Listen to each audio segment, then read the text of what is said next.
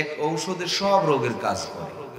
এজন্য অনেকের বাড়িতেও অ্যান্টিবায়োটিক পাওয়া যায়, যারা একটু বোঝে অ্যান্টিবায়োটিক পাওয়া যায়, রেখে দিয়ে দেয়।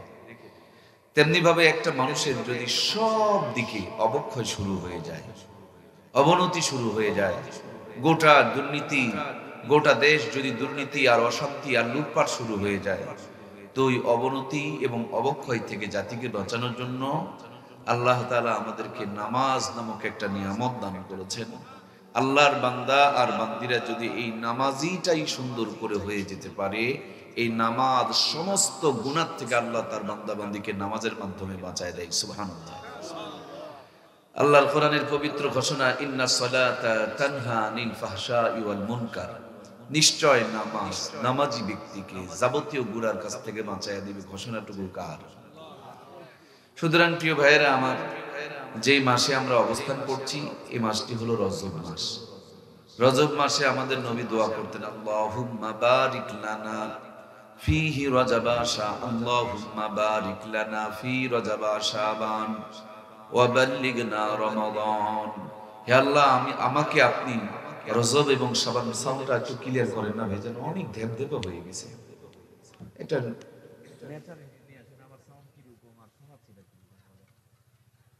একবার কণ্ঠ চেঞ্জ করে দিলে কি আর হয়? ন্যাচারাল যিনি আছেন ভাই। আলহামদুলিল্লাহ। আল্লাহুম্মা বারিক লানা ফিহি রজব শাবান ওয়া বাল্লিগনা রমাদান।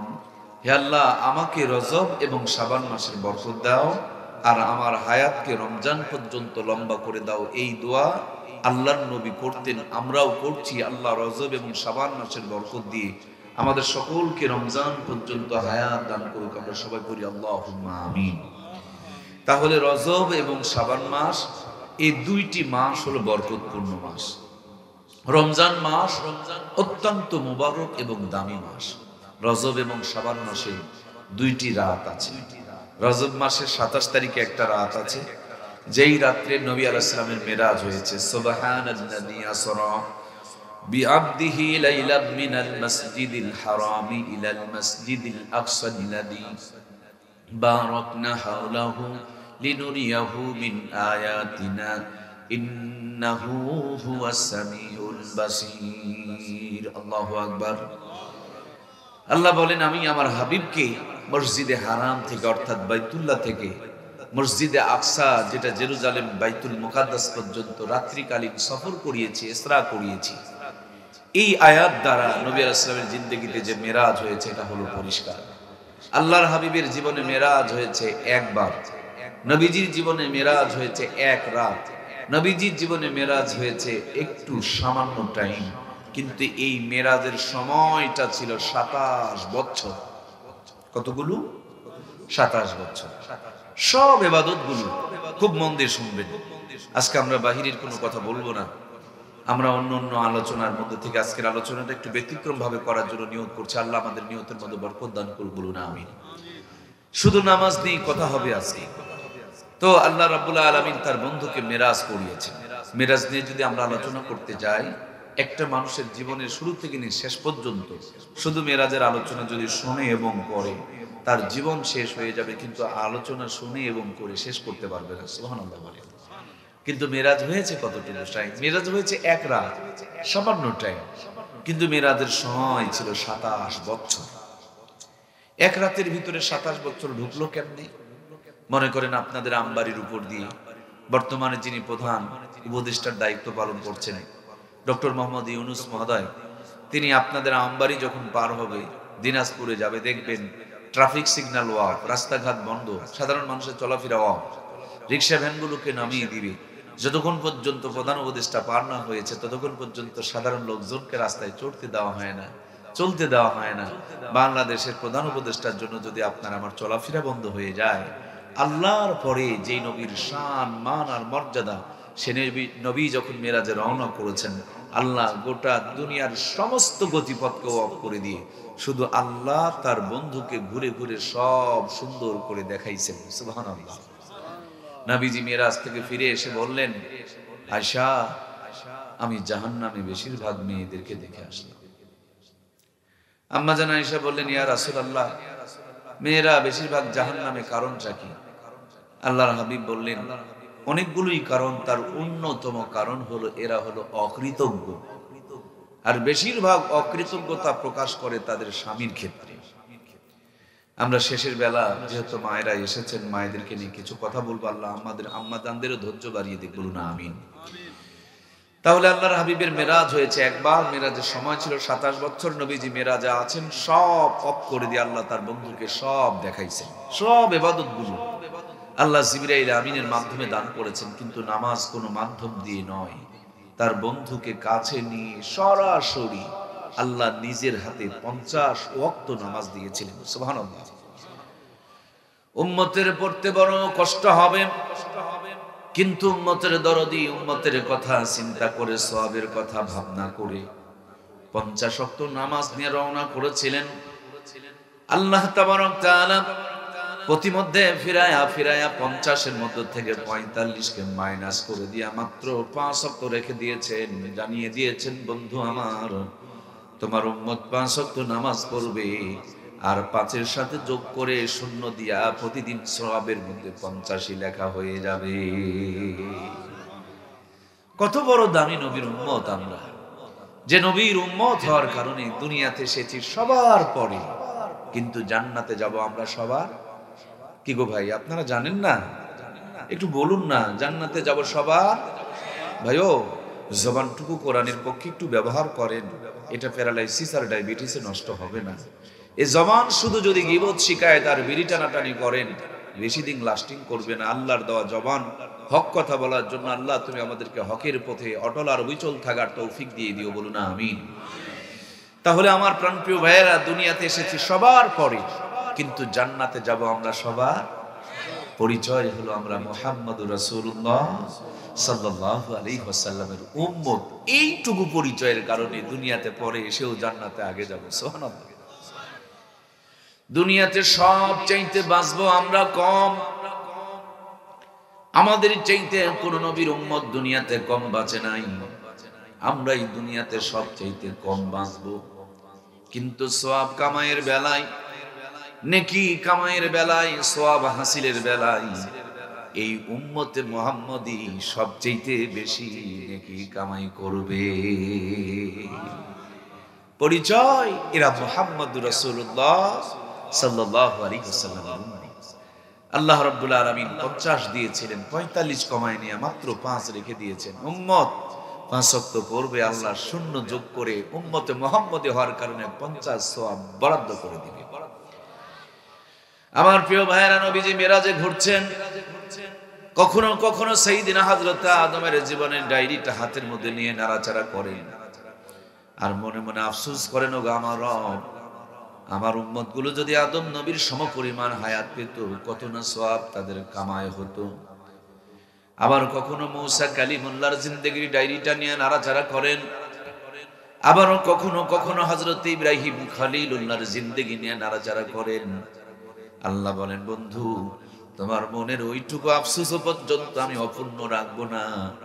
তুমি এই মেরাজে এসে 5 জন নবীর জিন্দেগির ডায়েরি নিয়ে নাড়াচাড়া করেছিলে, মনে মনে আফসোস রেখেছিলে, ওই 5 জন নবীর স্মৃতি থেকে তোমার উম্মতের জন্য 5 ওয়াক্ত নামাজকে রেখে দিলাম। নামাজ আমাদের 6 ওয়াক্ত হতে পারতো, 4 ওয়াক্ত হতে পারতো, কিন্তু 5 ওয়াক্ত কেন? নবী আলাইহিস সালাম মেরাজে গিয়া 5 জন নবীর জিন্দেগি নিয়ে আফসোস করছিলেন, যদি আমার উম্মতগুলো এই পরিমাণ হায়াত পেত। প্রিয় ভাইয়েরা, আমার এলাকার সমস্ত মানুষের কামাই করেছে আমরা 10 লাখ। মাঝে মাঝে এলাকার কোন সন্তান যদি রাষ্ট্রপতির দায়িত্ব পালন করে, উনি একটা সিগনেচার মেরে দিলে বরাদ্দ হয়ে যায় 10 কোটি। এলাকার সমস্ত মানুষ মাটি খুঁড়ে কামাই করে 10 লাখ। এলাকার কোন সন্তান যদি বড় একটা ইঞ্জিনিয়ার হয়, 10 তলা একটা বিল্ডিং এর প্ল্যান পাস করায় দিলে 10 লাখ টাকা বরাদ্দ পেয়ে যায়।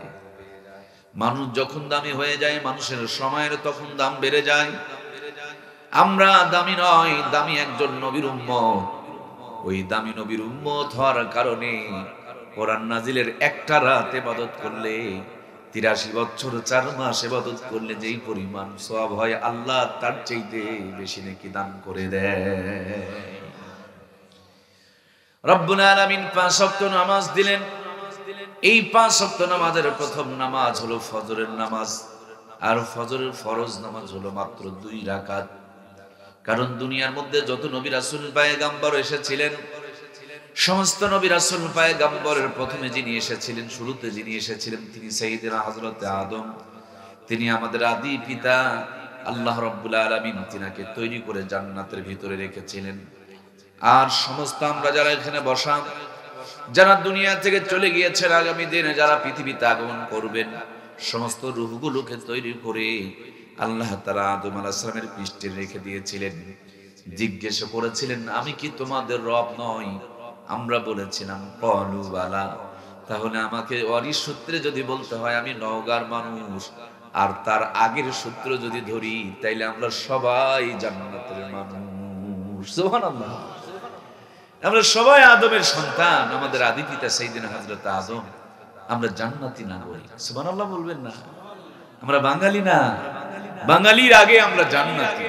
আমার বাড়ি নওগাঁ না, আপনার বাড়ি দিনাজপুর না, আপনার আমার নওগাঁ দিনাজপুরের আগে একটা আমাদের আসল বাড়ি, সেটি হলো জান্নাত। আমরা আদম আলাইহিস সালামের পৃষ্ঠদেশে ছিলাম। জান্নাত আল্লাহ রেখেছিলেন ধারাবাহিকভাবে দুনিয়াতে একটু মার্কেট করার জন্য, একটু বাজার করার জন্য, দুনিয়ার থেকে একটু জান্নাতের পাথেও হাসিল করার জন্য আল্লাহ তাআলা কাউকে আগে পরে সিরিয়ালে পাঠাইতেছে। দিন শেষে আবার দুনিয়াদারি করে আমাদেরকে জান্নাতে চলে যেতে হবে। এই জান্নাত থেকে ফিরে, জান্নাত থেকে এসে জান্নাতে ফিরে যেতে হবে। আমরা যেন রাস্তা ভুল না করি, এই জন্য পথ আল্লাহ তাআলা 2টা দেখিয়ে দিয়েছেন। কয়টা প্রিয় ভাইয়েরা?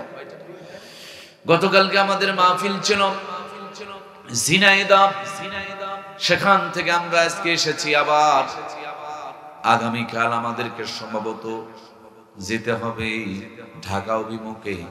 তো ওই পথগুলো যাওয়ার সময় আমরা মাঝে মাঝে লোকেশন দেখে নেই, মোবাইলে ম্যাপ দেখে নেই। লোকেশনটা অন করে দিলেন, এখান থেকে ঢাকা কত কিলোমিটার দূরে, কয় ঘন্টার সময় লাগবে, কি পরিমাণ রাস্তা এসেছেন এবং কত পরিমাণ রাস্তা বাকি আছে, গাড়ি কত কিলোমিটার স্পিডে চলছে, ডান দিকের গ্রামের নাম কি, বাম দিকের গ্রামের নাম কি, সবগুলো আপনাকে আমাকে দেখা দিবে। আরো সহজ করে আপনারা বুঝবেন। মোটরসাইকেল কাত হয়ে পড়ে যায়, সাইকেল পড়ে যায়, কিন্তু ট্রেন পড়ে যায় না। কারণ ট্রেনের লাইন হলো 2টা। মোটরসাইকেল চালানো কঠিন, সাইকেল চালানো কঠিন, কিন্তু ট্রেন চালানো বড় সহজ। কারণ এর স্টিয়ারিং ঘুরাইতে হয় না, লাইন 2টা সেট আপ দেওয়া আছে, খালি ব্রেক দিতে হয়। এক স্টেশন থেকে আর এক স্টেশনে চালু করে চলে যেতে হয়। দেখবেন দিন শেষে গন্তব্য ঢাকা পর্যন্ত ট্রেন যেমন পৌঁছে যায়, রাস্তায় যানজট পড়ে না, তেমনি জান্নাত থেকে ফিরে জান্নাত থেকে দুনিয়াতে এসে জান্নাতে ফিরে যাওয়া বড় সহজ, যদি মানুষ এই 2টা রাস্তা কোনোদিন না হারায়। 1 নম্বর রাস্তা হলো মুহাম্মাদুর রাসূলুল্লাহ সাল্লাল্লাহু আলাইহি ওয়াসাল্লামের সুন্নতের আদর্শের রাস্তা। আর 2 নম্বর রাস্তাটা হলো কিতাবুল্লাহ, কালামুল্লাহ, আল্লাহর কোরআনুল কারীমের রাস্তা। এই কিতাবুল্লাহ আর মুহাম্মাদুর রাসূলুল্লাহ, কোরআন সুন্নাহর 2টা লাইনের উপরে আপনি নিজেকে যদি তুলে দিতে পারেন, বিবিটাকে যদি তুলে নিতে পারেন, ভাইটাকে যদি তুলে দিতে পারেন, বোনটাকে যদি তুলে দিতে পারেন, ছেলেটাকে যদি তুলে দিতে পারেন, মেয়েটাকে তুলে দিতে পারেন, ডাক্তারি, মাস্টারি, ইঞ্জিনিয়ারি, এমপিগিরি, মন্ত্রীগিরি করবে, কোনোদিন পথ হারাবে না। দিন শেষে আবার আল্লাহর জান্নাতে তারা পৌঁছে যাবে। এখান থেকে সকালবেলা ট্রেনে চড়বেন, সন্ধ্যা হলে ঢাকা পৌঁছিয়ে দিবে। এই ট্রেন বিপদে খুব কম পড়ে। ট্রেনের জার্নি বড় নিরাপদ, তেমনি জান্নাতের জার্নিটা বড় নিরাপদ। শুধু লাইন ঠিক রাখতে হবে, 2টা কোরআন এবং সুন্নাহ। আপনাকে আমাকে জিন্দেগি শেষ হলে, হায়াত ফুরিয়ে গেলে, পুঁজিটুকু শেষ হয়ে গেলে, চোখ বন্ধ করলেই চোখ যখন খুলবেন, দেখবেন কোরআন সুন্নাহর এই লাইনে থাকার কারণে আল্লাহ তাআলা আপনাকে জান্নাত পর্যন্ত পৌঁছায় দিবে। সুবহানাল্লাহ। সুতরাং প্রিয় ভাইয়েরা আমার, আল্লাহ তাআলা আব্বা জান আদম আর হাওয়াকে জান্নাতে রেখে দিলেন। শয়তানের আর সহ্য হলো না, ধোঁকা দিয়া গন্ধক ফল খাওয়ায় দিলেন। তারা দুনিয়াতে এসলেন, দীর্ঘদিন কান্নাকাটি করার পর ক্ষমা প্রাপ্ত হলেন। যখন হযরত আদমের তওবা কবুল হয়ে গেল, সিজদায় লুটিয়ে পড়লেন, 2 রাকাত নামাজ আদায় করেছিলেন। সেদিন যদি আব্বাজান হযরত আদম 3 রাকাত নামাজ পড়তো, ফজরের নামাজ আমাদেরও 3 রাকাত পড়া লাগতো, উনি যদি 1 রাকাত পড়তেন 1 রাকাত হয়ে যেত। সকাল 8টায় পড়লে 8টায় পড়া লাগতো, রাতের 3টায় পড়লে 3টায় পড়া লাগতো। ঠিক ফজরের টাইম মাত্র 1 ওয়াক্ত 2 রাকাত নামাজ আদায় করেছিলেন। আদম আলাইহিস সালামের উম্মতের জন্য আল্লাহ তাআলা ওই 1 ওয়াক্ত 2 রাকাত নামাজ দিয়েছিলেন। নবীজি মেরাজ গিয়া হযরতে আদম আলাইহিস সালামের লম্বা জিন্দেগি দেখে মনে মনে আফসোস করছিলেন। আল্লাহ বলে, বন্ধু তোমার উম্মতের আমি এত সম্মান ইজ্জত আর মর্যাদা বাড়িয়ে দিলাম তোমার মনের আফসোসটুকু মিটিয়ে দেওয়ার জন্য। আদম আলাইহিস সালামের স্মৃতি থেকে ফজরের 2টা রাকাত নামাজ তোমার উম্মতের জন্য ফরজ বানিয়ে দিলাম। উম্মতকে বলে দিও, কষ্ট করে ঠান্ডা পানি দিয়া ফজরের 2টা রাকাত নামাজ যদি মসজিদে গিয়া জামাতের সাথে সুন্দর করে আদায় করতে পারে, প্রত্যেকদিন ফজরের 2টা রাকাত নামাজের বিনিময়ে আদম আলাইহিস সালামের 1000 বছর নবীওয়ালা জিন্দেগি বরাবর সওয়াব দিয়ে দিবেন কে? এই জন্য মুয়াজ্জিম বলে, as-সালাতু খায়রুম মিনান নাওম, ঘুম হইতে নামাজ ভালো।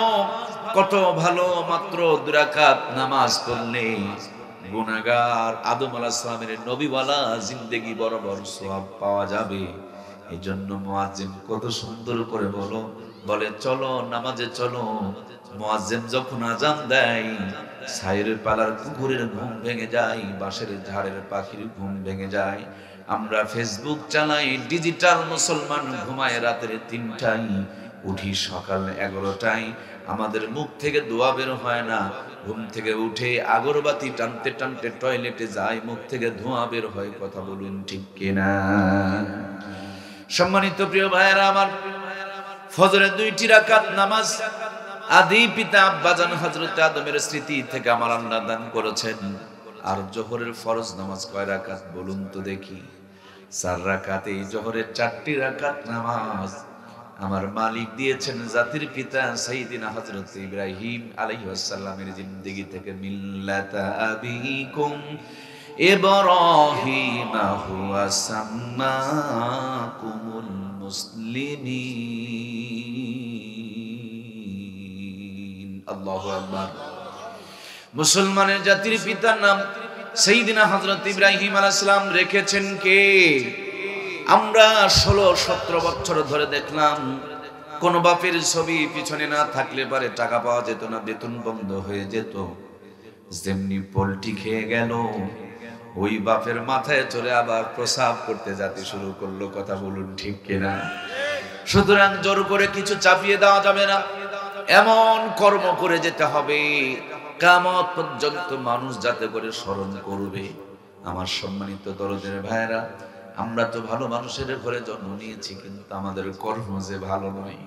জাতির পিতা জন্ম নিয়েছিলেন সেই জামানার বড় একজন মূর্তি পূজকের ঘরে, কিন্তু কর্ম এত ভালো ছিল, কিয়ামত পর্যন্ত যত দামি মানুষ আসুক না কেন, জাতির পিতা ইব্রাহিম ঘোষণাটা কার?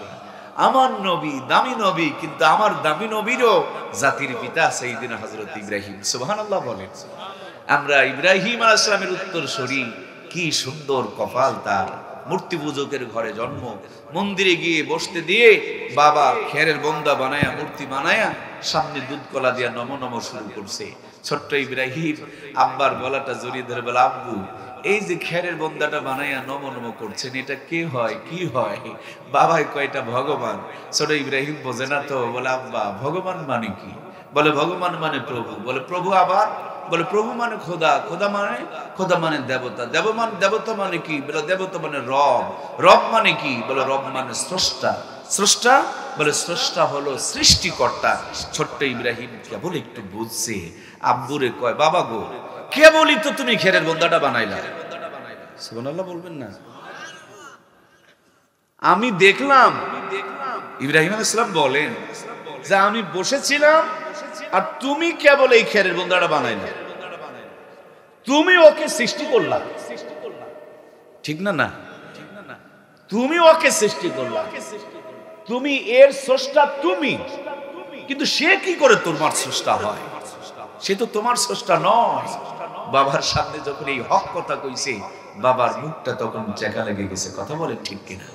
আমরা বিগত দিনগুলোতে দেখেছি সন্ত্রাস, গুন্ডা, সন্ডা, পান্ডা এরা বাংলার জমিনে লাফালাফি করেছে, আর যে সমস্ত আলেমরা হক কথা বলেছে তাদেরকে ধরে নিয়ে নির্যাতন করেছে। কথা বলুন ঠিক কিনা? ছোট্ট ইব্রাহিম বলছেন, আব্বা এটা তো আমার রব হতে পারে না। বাবার মুখে কোনো ভাষা নেই, বাবা জোরে একটা ঝাড়ি মারছে। ঝাড়ি তো বোঝেন। ছোট্ট ইব্রাহিম কান্না করতে করতে বাড়িতে গেছেন। মা সন্তানের কান্না শুনে ঘর থেকে দৌড়ে এসে কোলে তুলে নিয়ে চোখের পানিগুলো মুছে দিয়ে বলে, বাবা কান্না করো কেন? ছোট্ট ইব্রাহিম বলেন, আম্মা তুমি আমাকে সত্যটুকু একটু বলো না মা, আমার রব কে, আমার প্রভু কে, আমার স্রষ্টা কে, কে আমাকে সৃষ্টি করেছে? সুবহানাল্লাহ বলেন। আরে মানুষ, কে তোমাকে সৃষ্টি করেছে? আর তুমি কোথায়? তোমার কি চোখে পড়ে না অনেকের পা নেই? তুমি কি দেখতে পাও না অনেকের চোখ নেই? তুমি কি দেখো না যে অনেকে কথা বলতে পারে না? তোমার কি চোখে পড়ে না যে অনেকে পাগল? যে আল্লাহ এত সুন্দর করে তোমার আমার সৃষ্টি করলো, সে আল্লাহর কাছে একটু মাথা নোয়ার জন্য, নামাজ পড়ার জন্য এত কথা বলতে হবে কেন? একজন মানুষের ভিতরে মানুষ সত্যবোধ যদি থাকে, অটোমেটিকলি তার রবের কাছে তার মাথাটা নত হয়ে যাবে। ঠিক কিনা? সম্মানিত দরদের ভাইয়েরা আমার, মা বলে, ইব্রাহিম এ সমস্ত কথা বলতে হয় না, কারণ আমি তোর রব, কারণ আমি তোকে পেটে রেখেছি, আমি তোরে ডেলিভারি করিয়েছি, আমি তোরে লালন পালন করি, আমি তোরে দুধ খাওয়াইছি, আমি তোকে লালন পালন করি, সুতরাং আমি তোমার রব। হযরত ইব্রাহিম বলেন, আম্মা তুমি যদি আমার রব হও তাইলে তো তোমারও একজন রব আছে না নাই? মনে বলে, বাবা এই কথাগুলো বলতে হয় না, শুধু এই রবকে খোঁজার কারণে নমরুদ 40,000 সন্তানকে হত্যা করেছে, যদি জানতে পারে তোমাকেও ছাড়বে না। হযরত ইব্রাহিম বলেন, মা যেই করুক না কেন আমাকে সত্য জানতেই হবে, সত্যটুকু আমাকে খুঁজে বের করতে হবে। নিঝুম রাতে দূর আকাশের দিকে তাকিয়ে ছোট্ট ছেলে মাকে বলে, স্রষ্টা আমার কে? ওই ছোট্ট ছেলেটাই ছিল আমাদের জাতির পিতা সাইয়্যিদিনা হযরত ইব্রাহিম। জোরে বলুন মারহাবা। মাকে বলেন, আম্মা জান তুমি যদি আমার রব হও তাহলে তো নিশ্চয় তোমারও একজন প্রভু আছে, তোমারও একজন রব আছে। মায়ে বলে, আমার রব হলো তোর বাবা আজর কুমার, সে বেচারি বড় কষ্ট করে আমাকে লালন পালন করে। ছোট্ট ইব্রাহিম বলেন, আম্মা জান আমার রব তুমি, আর তোমার রব যদি বাবা হয় তাহলে তো বাবারও একজন রব আছে। হযরত ইব্রাহিমের মা মুখখানা চিপে ধরে বলে, বাবা এই কথাগুলো বলা যাবে না। হযরত ইব্রাহিম বলেন, আম্মা তুমি আর আমি, বাহিরের কারো কোনো মানুষজন নাই, সত্যটুকু আমাকে একটু জানায়া দাও না। মা বলেন, আমি তোর রব, আর আমার রব হলো তোর বাবা আজর কুমার, আর তার রব হলে দেশের বাদশা নমরুদ। তিনি চাকরি দিয়েছেন এবং বেতন দেয়, লালন পালন করে। আমরা 16-17 বছর ধরে দেখে আসলাম আল্লাহর বিরুদ্ধে কথা বলতো, কিন্তু সরকারের বিরুদ্ধে কথা বলতো না। এরকম বহু চাকরিজীবী বাংলার জমিনে ছিল। কথা বলুন ঠিক কিনা? আল্লাহর বিরুদ্ধে কথা বলবে কিন্তু সরকারের বিরুদ্ধে কথা বলবে না। এরকম সরকারের গোলাম, সরকারের বান্দা আছে না নাই? গোলাম হতে হবে আল্লাহর, সরকারের গোলাম কি করে হলেন ভাই? সরকার আপনাকে খাটিয়ে নিয়ে মাস শেষে বেতন দেয়, কি করে আপনি এদেশের জনগণের সাথে বেঈমানি করেন? সরকার তো তার বাপের বাড়ির টাকা থেকে বেতন দেয় নাকি? আপনার আমার ট্যাক্সের টাকা থেকে বেতন দেয়। সুতরাং গোলামি করতে হবে কার? সম্মানিত প্রিয় ভাইয়েরা আমার, হযরত ইব্রাহিম বলেন, মা আমার রব তুমি, তোমার রব বাবা, বাবার রব যদি দেশের বাদশা নমরুদ হয় তাহলে তো নমরুদেরও একজন রব আছে। মা সাথে সাথে মুখখানা চেপে ধরেছে। দাও ভাইয়া। মা সাথে সাথে মুখখানা চেপে ধরেছে। লুজ কানেকশন হচ্ছে, দেখো পিনগুলো খুলে না। সুবহানাল্লাহ ওয়ালহামদুলিল্লাহ লা ইলাহা ইল্লাল্লাহ লা ইলাহা ইল্লাল্লাহ সুবহানাল্লাহ ওয়ালহামদুলিল্লাহ লা ইলাহা ইল্লাল্লাহ লা ইলাহা ইল্লাল্লাহ লা ইলাহা ইল্লাল্লাহ সুবহানাল্লাহ ওয়ালহামদুলিল্লাহ লা ইলাহা আল্লাহকে যারা ডাকিবেন ভবে, আল্লাহ তাদের আপন হবে। ইহকালে শান্তি, পরকালে মুক্তি দেবেন তাদের আল্লাহ তাআলা। লা ইলাহা ইল্লাল্লাহ, লা ইলাহা। মন প্রাণ ভরে হৃদয় উজাড় করে কণ্ঠের সবটুকু আবেগ মহাব্বত ভালোবাসা প্রয়োগ করে একটু আল্লাহকে ডাকি না ভাই। লা ইলাহা, প্যারালাইসিস হবে না, ডায়াবেটিস ধরবে না। লা ইলাহা, মন ভরে আল্লাহ শরীরটাকে সুস্থ রেখে দিবে। লা ইলাহা, লা ইলাহা,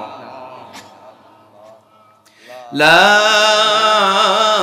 ইলাহা ইল্লাল্লাহু মুহাম্মাদুর রাসূলুল্লাহ সাল্লাল্লাহু আলাইহি ওয়াসাল্লাম। হারাম খেতে খেতে, গুনাহ করতে করতে আমাদের ইমানের উপরে পর্দা পড়ে গেছে। আল্লাহর বান্দা আল্লাহর নামটাও একটু ভালো করে মুখে নিতে পারছে না, নিতে চাচ্ছে না, মুখ থেকে বের হতে চাচ্ছে না। কি কপাল পোড়া আমাদের, কি পরিমাণ কপালে জং ধরে গেছে। বেশি বেশি করে আল্লাহ তাকে স্মরণ করার আমাদের তৌফিক দান করুক, বলুন আমিন। আল্লাহকে বেশি করে ডাকবেন, কলিজাটা ঠান্ডা হবে। আলা বিযিকরিল্লাহি তাতমাইন্নাল কুলুব। আল্লাহ তাআলা বলেন, আমরা ক্ষুধা লাগলে যেমন ভাত খাই, তৃষ্ণা লাগলে যেমন পানি খাই, আমার আল্লাহকে বেশি বেশি করে স্মরণ করলে অন্তরটা, আত্মাটা, দিলটা তেমনি ভাবে তৃষ্ণার্ত থেকে যেমন ঠান্ডা তৃষ্ণা মিটে যায়, ক্ষুধা নিবারণ হয়ে যায়। কারো মনে যদি পেরেশানি থাকে, কষ্ট থাকে, বেশি বেশি করে আল্লাহকে স্মরণ করলে অন্তরের পেরেশানিগুলো মুহূর্তের মধ্যে দূর করে দেয় কে? এজন্য যখন ভালো লাগবে না, যখন মনের মধ্যে পেরেশানি থাকবে, তখন সব বাদ দিয়ে খোলা মাঠে হাঁটতে শুরু করে দিবেন।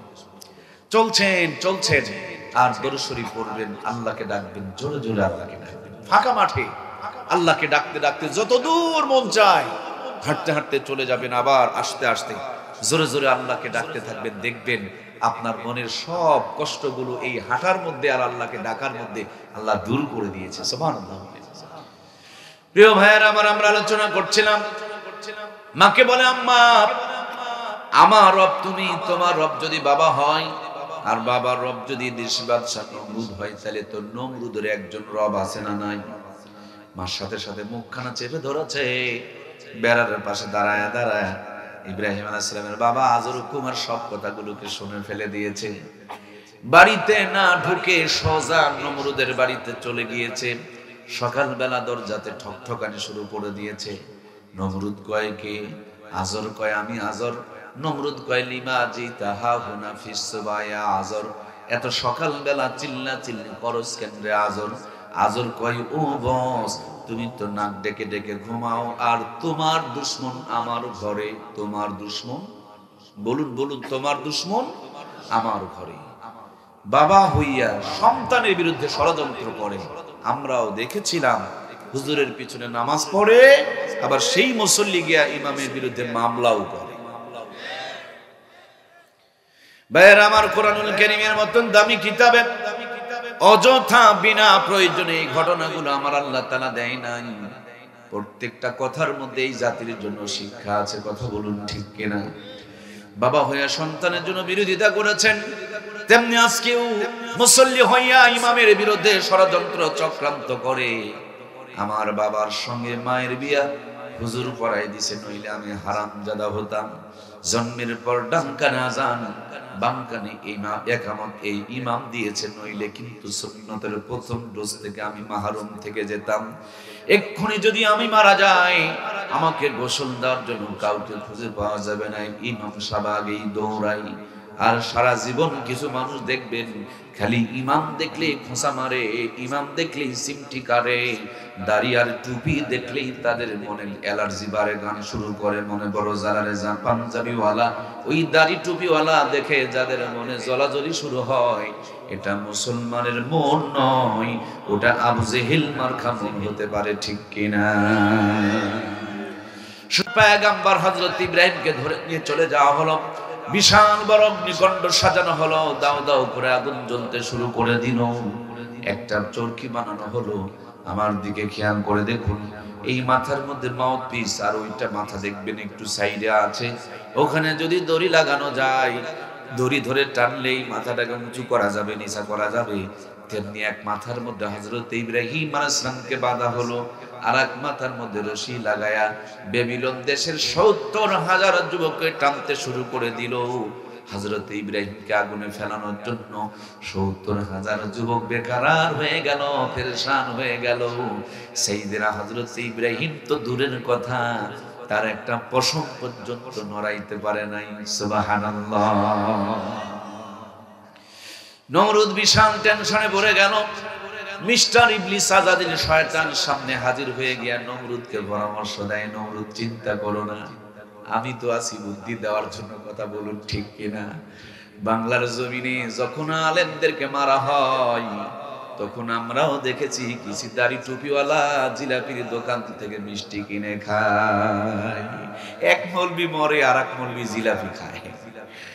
আমার বাংলার জমিনে যখন কোরআনের বিরুদ্ধে কথা হয়, যখন আল্লাহর বিরুদ্ধে কথা হয়, তখনও দেখবেন একদল ভণ্ড পীর হুকুর হুকুর জিকির করে, এই অন্যায়ের প্রতিবাদ পর্যন্ত করে না, কথা বলুন ঠিক কিনা।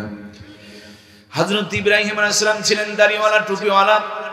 নমরুদ মাথার মধ্যে বড় একটা টুপি, মুখের মধ্যে পাটের ফিসাওয়ালা দাড়ি, হাতের মধ্যে বড় একটা তসবিহ এবং বাঁকা খণ্ড লাঠি লইয়া শয়তান বুদ্ধি শিখায় দেয় নমরুদকে, নমরুদ শোনো, ইব্রাহিম আলাইহিস সালামের প্রভুর পক্ষ থেকে একদল রহমতের ফেরেশতা সাইয়েদনা হযরত ইব্রাহিমকে শক্ত করে চেপে ধরে আছে, কিয়ামত পর্যন্ত যদি চেষ্টা করো, হযরত ইব্রাহিম তো দূরের কথা, তার একটা পশম পর্যন্ত নড়াইতে পারবা না।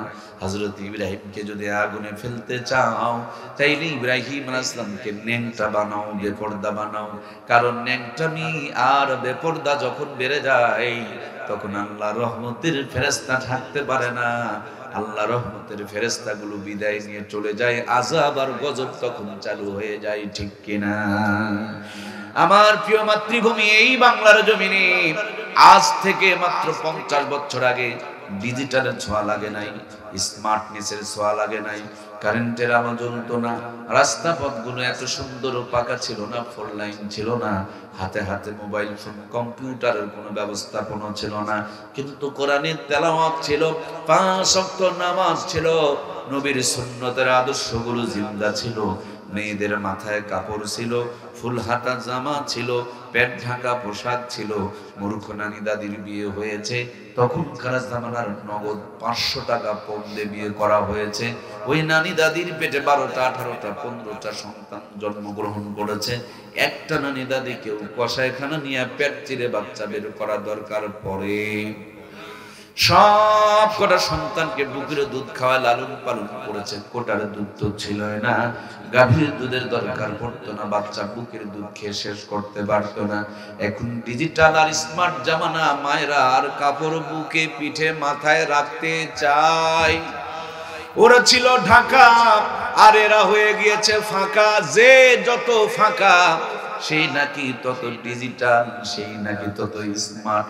আম্মাজান, যদি ন্যাংটা হলেই ডিজিটাল আর স্মার্টনেস হওয়া যায়, তাহলে মানুষের চাইতে কুকুরকে আসল স্মার্ট বলতে হয়, কারণ কুকুর আসল জায়গা বের করে দেখায়, ঠিক কিনা।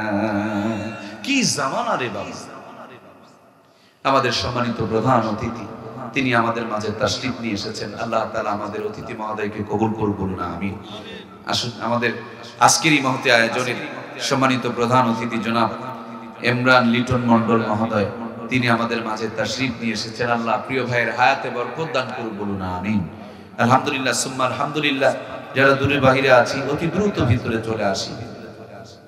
ইমরান ভাই, শেষ পর্যন্ত আছি তো ইনশাআল্লাহ? তাহলে একটু বসুন, শেষ বেলা আপনার মুখ থেকেও আমরা কিছু কথা শুনবো। কষ্ট হচ্ছে কি প্রিয় ভাইয়েরা, আমরা কিছু আজকে গুরুত্বপূর্ণ আলোচনা শুনবো। আলোচনা যেটা আপনাদের সামনে চলছে, আপনারা হযরত ইব্রাহিম আলাইহিস সালামের অনেক ঘটনা শুনেছেন, কিন্তু আমি যেই পয়েন্টগুলো আপনাদের সামনে আলোকপাত করে যাচ্ছি, এই পয়েন্টগুলো অনেকে আলোকপাত করে না, আর করলেও অনেকের ইমামতি আবার থাকে না। সম্মানিত প্রিয় ভাইয়েরা আমার, আল্লাহর প্রিয় পয়গম্বর হযরত ইব্রাহিম আলাইহিস সালামকে ন্যাংটা করতে হবে। কে ন্যাংটা করবে? ভয়ে কেউ সামনে যায় না। ইব্রাহিম আলাইহিস সালামের বাবার নাম ছিল আজর। তিনি সামনে গিয়া কয়, আমার ছেলেকে আমি ন্যাংটা করে দেব। কারণ ইব্রাহিম তো সেই ইব্রাহিম, যে ইব্রাহিম তার বিবিকে নিয়ে চলে যাচ্ছিলেন। এক জালেম বাদশা তার সুন্দরী বিবিকে দেখে তাকে ধর্ষণ করার জন্য 3 বার সামনের দিকে অগ্রসর হয়েছে। আল্লাহ 3 বারই তারে প্যারালাইসিস করে দিয়েছে। প্যারালাইসিস নতুন কোন রোগ নয়, এটা জালেমদের জন্য হলো শাস্তি। এই বাংলার জমিনে খুব খেয়াল করে দেখবেন, যারা কোরআনের বিরুদ্ধে কথা বলবে, আলেমদের বিরুদ্ধে কথা বলবে, ইসলামের বিরুদ্ধে কথা বলবে, আপনি কাগজ নিয়ে আসেন, আমি বুকের তাজা রক্ত দিয়ে লিখে দিয়ে যাব, ওই বেকুবের প্যারালাইসিস হবেই হবে। তার আগে আজরাইল তার সঙ্গে দেখা করবে না। এটা জালেমদের দুনিয়াতে নগদ শাস্তি। সুতরাং প্রিয় ভাইয়েরা, মুখ থাকলেই কোরআনের বিরুদ্ধে কোনো শব্দ উচ্চারণ করা যাবে, আঙ্গুল থাকলেও আলেমদের বিরুদ্ধে তোলা যাবে না। যদি তোলেন, এই আঙ্গুল, এই মুখ প্যারালাইসিসে দেখা হয়ে যাবে। এটা ইব্রাহিম আলাইহিস সালামের জামানায় এই শাস্তিটা বরাদ্দ হয়েছিল। আমরাও কিন্তু জেনে না জেনে, বুঝে না বুঝে অনেক সময় এই অন্যায়গুলো করছি, তার জন্য আমাদের উপর এই গজবগুলো আসতেছে। ঠিক কিনা? প্রাণপ্রিয় ভাইয়ারা আমার, আল্লাহর পয়গম্বর হযরত ইব্রাহিম আলাইহিস সালামের বাবা আজর কুমার পায়জামার ফিতায় ধরে যখন টান মেরেছে, আল্লাহর পয়গম্বর আসমানের দিকে 2খানা হাত উত্তোলন করে আমার আল্লাহকে ডাকতে বলে, মালিক, তুমি ছাড়া আমার ইজ্জতের নিরাপত্তা দেওয়ার মতন আর কেউ নাই।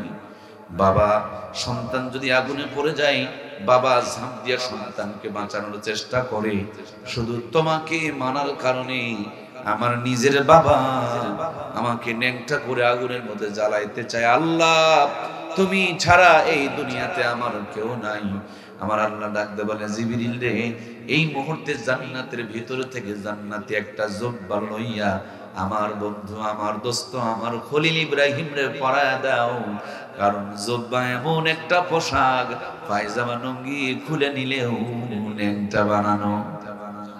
এই জন্য যত নাস্তিকের দল, এরা দাড়িওয়ালা, টুপিওয়ালা, জুব্বাওয়ালা, পাগড়িওয়ালাদেরকে দেখতে পারে। এটা জান্নাতি পোশাক, সেই জন্য জাহান্নামীদের সহ্য হয় না। জুব্বা নিয়ে যদি আমরা আলোচনা করি, 3 ঘন্টার সময় লেগে যাবে। আমরা মঞ্জিলে মকসুদ পর্যন্ত পৌঁছতে পারবো না। স্কাইপ করে সামনে গিয়ে চললাম। প্রিয় ভাইয়েরা আমার, হযরত ইব্রাহিমকে ন্যাংটা করতে পারে নাই। শয়তান দ্বিতীয় পরামর্শ দিলেন, চতুর্দিকে 40,000 নারী পুরুষকে জানা করতে লাগায় দাও। আজকে বাংলার জমিনে তাকায় দেখেন, দিন যতই যাচ্ছে পান্তা ভাতের চাইতে যেন জেনাবে বিচার সস্তা হয়ে গিয়েছে। প্রত্যেকটা ঘরে ঘরে পরক্রিয়া ঢুকে পড়েছে। জেনাবে বিচার ব্যাপকভাবে একটা ব্যাপক আকার ধারণ করেছে। আল্লাহর হাবিব বলেন, বিয়ে শাদীকে সহজ করে দাও, জেনাবে বিচারকে কমায় দেখুন, জেনাবে বিচার কমে যাবে। এখন বিয়ে শাদীকে কঠিন করা হয়েছে, এই জন্য জেনাবে বিচার বেড়ে চলছে। আর যেখানে জেনাবে বিচার বেড়ে চলে, সেখানে কোনোদিন রহমত আর বরকত থাকতে পারে না। আযাব আর গজব অটোমেটিক্যালি চালু হয়ে যায়। কথা বলুন ঠিক কিনা?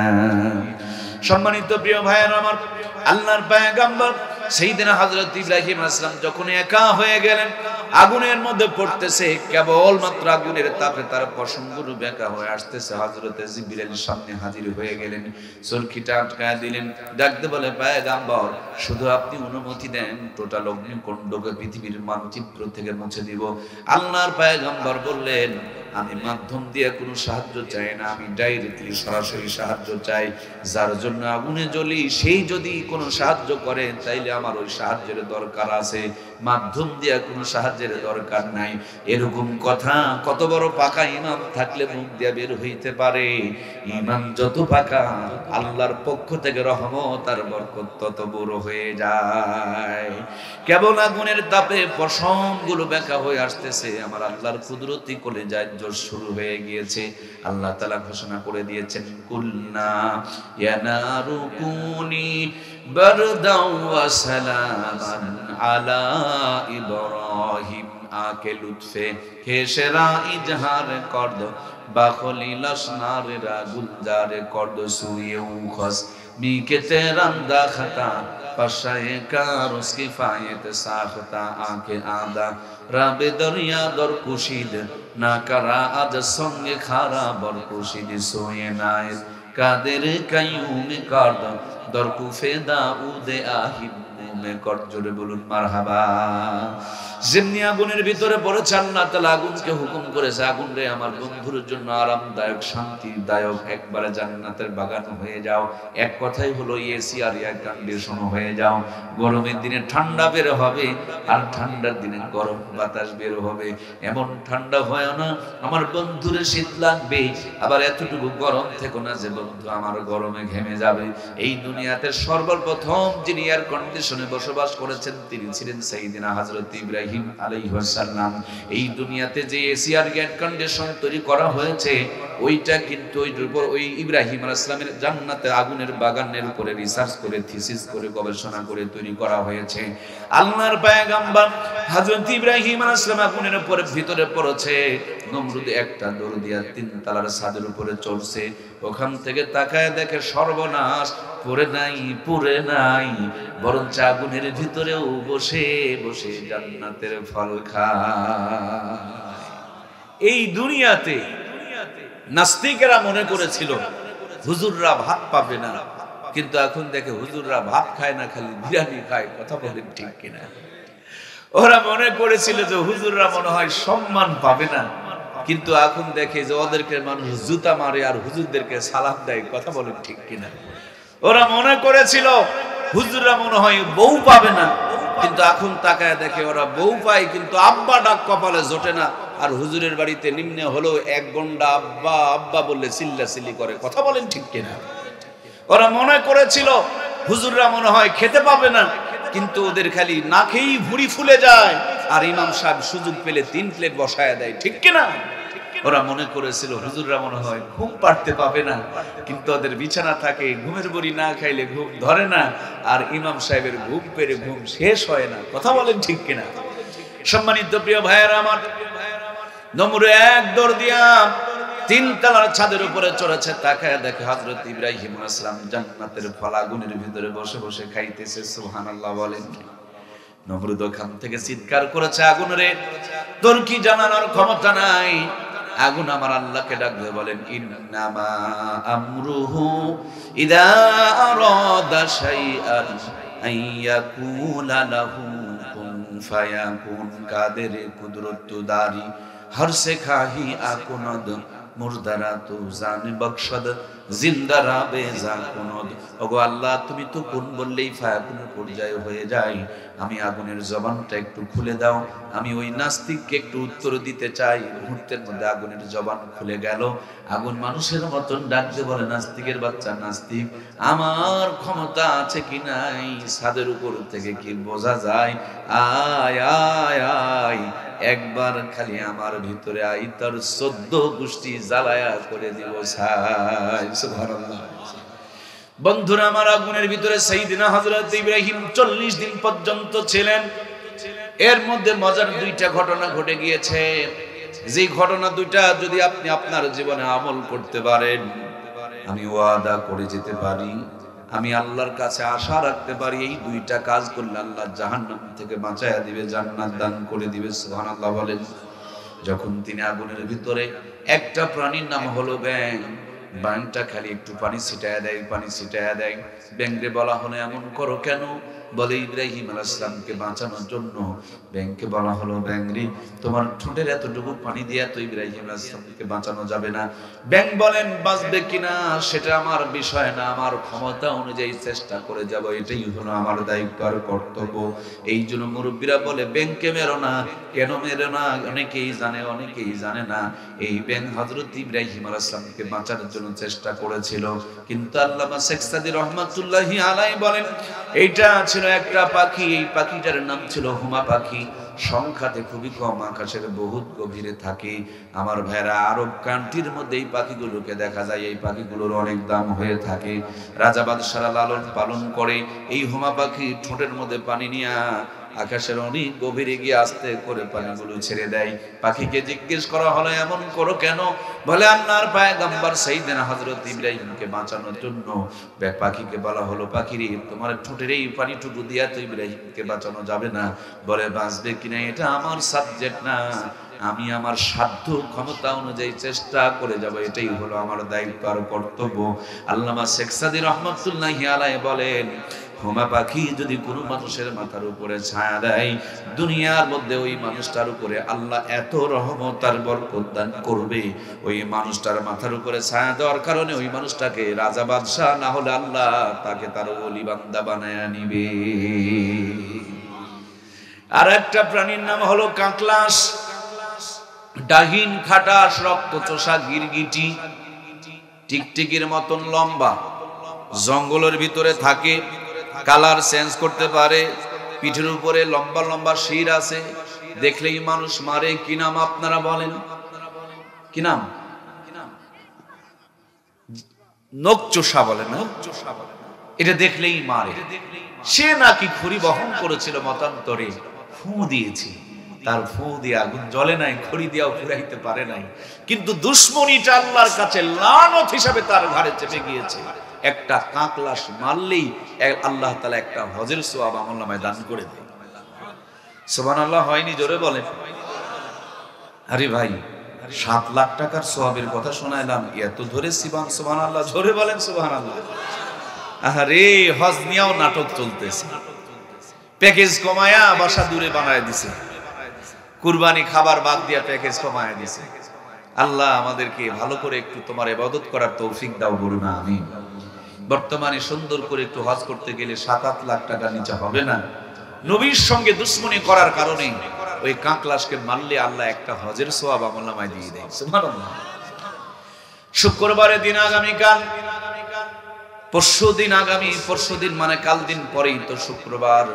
শুক্রবারের দিনে যদি মারতে পারেন আল্লাহ হজের সঙ্গে উমরার সওয়াব দান করে দেয়। সুবহানাল্লাহ।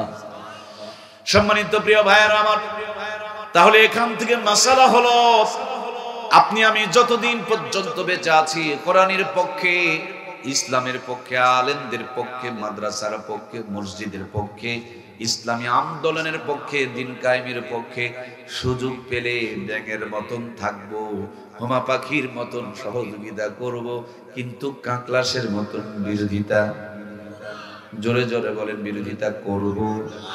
কাকলাসের ভূমিকায় ইসলামের বিরোধিতা কে কে করবেন? 2টা হাত তুলে একটু দেখান। একজনও করবেন না। এবার ব্যাঙের মতন, হুমা পাখির মতন ইসলামের সহযোগিতা করবেন কে কে? রাজি 2টা হাত তুলে আমার আল্লাহকে দেখান। লিল্লাহে তাকবীর। আল্লাহ তুমি আমাদের হাতগুলো কবুল করেন। হাত দুটো উঠান, উঠান, উঠান, উঠান, উঠান। আরে একটু বড় করে তোলেন, অর্ধেক তুলছেন কেন? অর্ধেক নাকি ইসলামের পক্ষে? পুরা থাকতে হবে। আল্লাহ আমাদের হাতগুলোকে কবুল করে, বলুন আমিন। এভাবে একটু নাড়া দেন, এভাবে একটু নাড়া দেন। আর শাহজিন থেকে আমার রব দেখছেন, আলো বাতাস সাক্ষী হয়ে থাকতেছে, ডান কাঁধ আর বাম কাঁধের ফেরেশতাগুলো ভিডিও করে রাখতেছে। এই ময়দান, এই জমিন কিয়ামতের দিন সাক্ষী দিবে, ওগো আল্লাহ তোমার কোরআনের পক্ষে থাকতে চায়, তুমি আমাদেরকে কোরআনের পক্ষে কবুল করে নিও, বলুন আমিন। হাত নামান। তাহলে আমাদের হাত কোরআনের পক্ষে থাকবে তো ইনশাআল্লাহ। আগামী দিনে স্কুল ঘরে, মাইন্ড করবেন না তো, আবার একটা কাগজের মধ্যে লেখা থাকবে কোরআনের পক্ষে অমুকের পক্ষে, সলিমউদ্দিনের পক্ষে, খলিমউদ্দিনের পক্ষে। আপনি কোরআনের সামনে দিয়ে নিয়ে এসে এখানে মেরে দিবেন, কোরআনেরটা ওখানে আছে এখানে মেরে দিবেন, তাইলে তো ব্যাঙের ভূমিকায় হলো। কি গো ও ময়না, বুঝা যায় না? এই বাংলাদেশের 90% মুসলমান একবারও ইসলাম ক্ষমতায় যায় না। বুঝতে হবে আমরা মুনাফিক মুসলমান, কথা বলুন ঠিক কিনা? আমরা মুখে যা বলি কাজে তা করি না, আর কাজে যা করি মুখে তা বলি না, কথা বলুন ঠিক কিনা? সুতরাং প্রিয় ভাইয়েরা, আমরা কি কোরআন সুন্নাহর পক্ষে থাকতে চাই? কোন মুসলমান ইসলামের বিপক্ষে কোনোদিন সিল মারতে পারে? ওয়ামাই ইয়াবতাগি গায়রাল ইসলামি দীনান ফালা ইউকবালা। আল্লাহ বলে ইসলাম ছাড়া অন্য কিছু কখনো গ্রহণ করা হবে না। আমি মুসলমান হয়ে নামাজ পড়ব, রোজা করব, হজ করব, যাকাত দিব, আজ ইসলামের বিপক্ষে জীবন যাপন করব, এটা মুসলমানের পরিচয় নয়, এটা মুনাফিকি পরিচয়, ঠিক কিনা? মদিনাতে একজন নবীর পিছনে নামাজ পড়তেন, রোজা করতেন, হজ করতেন, যাকাত দিতেন, সব ঠিক, কিন্তু মুহাম্মদুর রাসূলুল্লাহকে রাষ্ট্রপতি মানতে পারতেন না। আব্দুল্লাহ মুহাম্মদের বেটা, মক্কা থেকে চলে আইছে, সে রাষ্ট্রপতি হবে কেন? রাষ্ট্রপতি হব আমরা। হোমরা সোমরা গুলো মুসারু তাসারু মদারু গাদারু দাঁড়িয়ে দাঁড়িয়ে প্রসাব করে, পায়খানা করে, পানি খরচ করে না, সুদখোর, ঘুষখোর, জুয়াচোর, বাটপার, মাতাল, মেয়েখোর, এগুলো না হবে নেতা। মৌলবীরা নেতা হবে না, মৌলবীদেরকে লিডার মানা যাবে না। এই লোকটার মেন্টালিটি ছিল ওইরকম। নামাজ কালামের দিকে সব ঠিক ছিল, কিন্তু লিডারির বেলায় নবীজিকে মানতেন না। তিনি ছিলেন মুনাফিকের সর্দার, নাম হলো আব্দুল্লাহ ইবনে উবাই ইবনে সুলুল। তার জায়গা হলো জাহান্নামের সবচেয়ে নিচে। আপনাদের কথা বলি নাই, আমি মোল্লা 14 বার আল্লাহ হজে নিয়েছেন, আগামী দিনে যাওয়ার প্রস্তুতি নিচ্ছি। শতাধিকবার আল্লাহ উমরা করাইছেন। গোটা দেশ, গোটা বাংলার জমিন সহ গোটা দুনিয়া ঘোরাফেরা করছি, কোরআনের কথা বলছি। মনে করেন আমি সব মানি, কিন্তু ইসলামী রাজনীতিটুকু মানি না। আমি ভোট দেওয়ার পর সময় ইসলামের পক্ষে আমার সাপোর্টটা পড়ে না। আপনাদের ফতোয়া দিতে বলিনি, আমার ফতোয়া দেন আপনারা। আমি সব মানার পর আমার সাপোর্ট যদি ইসলামের পক্ষে না থাকে, আমি কি আব্দুল্লাহ ইবনে উবাই ইবনে সুলুল তার মতন নয়? কথা বলুন, নইলে মুখে কিন্তু প্যারালাইসিস হবে। বলুন, আমি কি তার মতন নয়? সুতরাং আমরা যারা ইসলামের বিপক্ষে ছিলাম, সেভাবে মুনাফিক হয়ে কি মরতে চাই? তাহলে তওবা করে আজ থেকে ইসলামের পক্ষে সৈনিক হয়ে যাব। আল্লাহ কবুল করে নেক, বলুন আমিন। সম্মানিত প্রাণপ্রিয় ভাইয়েরা, কষ্ট হচ্ছে না তো আপনাদের? এই আলোচনাগুলো শোনার দরকার। নামাজ কালাম সব বিফলে চলে যাবে প্রিয় ভাইয়েরা, সব বরবাদ হয়ে যাবে। আমাদের বাটপারি, আমাদের চিটারি কিন্তু আল্লাহ বোঝে। নামাজ পড়বো, তসবিহ টানবো, আর সাপোর্ট করার সময় ইসলামের বিপক্ষে সাপোর্ট করবো, এটা মুসলমানের পরিচয় হতে পারে না। আল্লাহ ইসলামের পক্ষের খাদেম হিসাবে আমাদেরকে কবুল করুন, বলুন আমিন। দরদের ভাইয়েরা আমার, হযরত ইব্রাহিম আলাইহিস সালাম 40 দিন পরাগুন থেকে যখন বের হচ্ছেন, মিস্টার নমরুদের মনটা বড় খারাপ।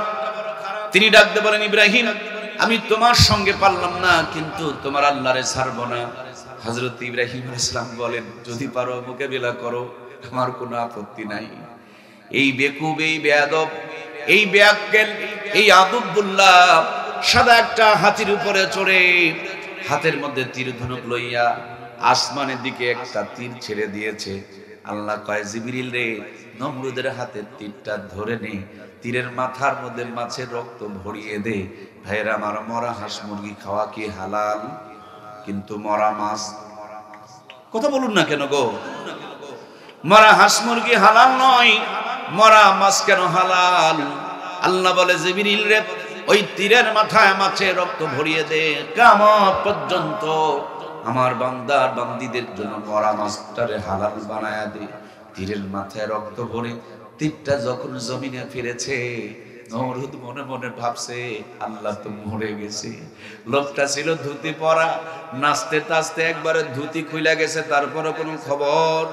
এই জন্য মাঝে মাঝে শুনি নঙ্গি ড্যান্স, নঙ্গি ড্যান্স, নঙ্গি ড্যান্স, কখনো শুনি dhoti dance, dhoti dance, dhoti dance, কখনো আবার শুনি বোরখা ড্যান্স, বোরখা ড্যান্স, বোরখা ড্যান্স। না জানি মাঝে মাঝে শুরু হয়ে যায় নেংটা ড্যান্স, নেংটা ড্যান্স, নেংটা ড্যান্স।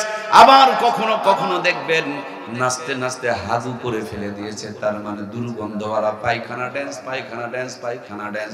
মানে নাচতেছে আর নাচতেছে, মানে আল্লাহর এসে মেরে ফেলে দিয়েছে। আমার আল্লাহ নাচাইতেও পারে, বসাইতেও পারে, পারে কি পারে না? ধরে না, ধরে না, ধরে না। যখন ধরে তখন আর আমার আল্লাহ ছাড় দেয়, কিন্তু ছেড়ে দেয়। ওস্তাদের মার কোন রাত্রের ভাই, আমার আল্লাহ নাচায়া নাচায়া, ধুতি খুলায়া, হাগু করায়া, দুর্গন্ধ ছড়ায়া, যখন মাতাল হয়ে গিয়েছে আর নাচতে পারে না, আল্লাহ ডাকতে বলে, জিবরিল রে, একটা ন্যাংরা মশা লইয়া নমরুদের মাথার মধ্যে ঢুকায়া দে। যেমনি মাথায় ঢুকছে মশা, নমরুদ কয়, তোরা আমারে বসা। কে বসাবে, কি দিয়া বসাবে? তখনকার মানুষও বড়, মানুষের পাও বড়, চামড়া স্যান্ডেল বাটার জুতা ছিল না, সেগুন কাঠ আর শাল কাঠের খড়ম পড়তো। ওই খড়ম মার্কা লম্বা লম্বা ব্যাট, আর নমরুদের চাখর মার্কা প্লেয়ার। খেলা জমবে কিনা?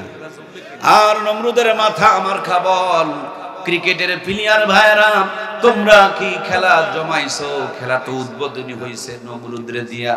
নমরুদের মাথা মার খাবল, আর চাকর মার্কা প্লেয়ার, আর জুতা মার্কা ব্যাট ঠাস ঠাস করে মারে, ফিনকি দিয়া রক্ত ঝরে। নমরুদ কয় আরো জোরে, আরো জোরে।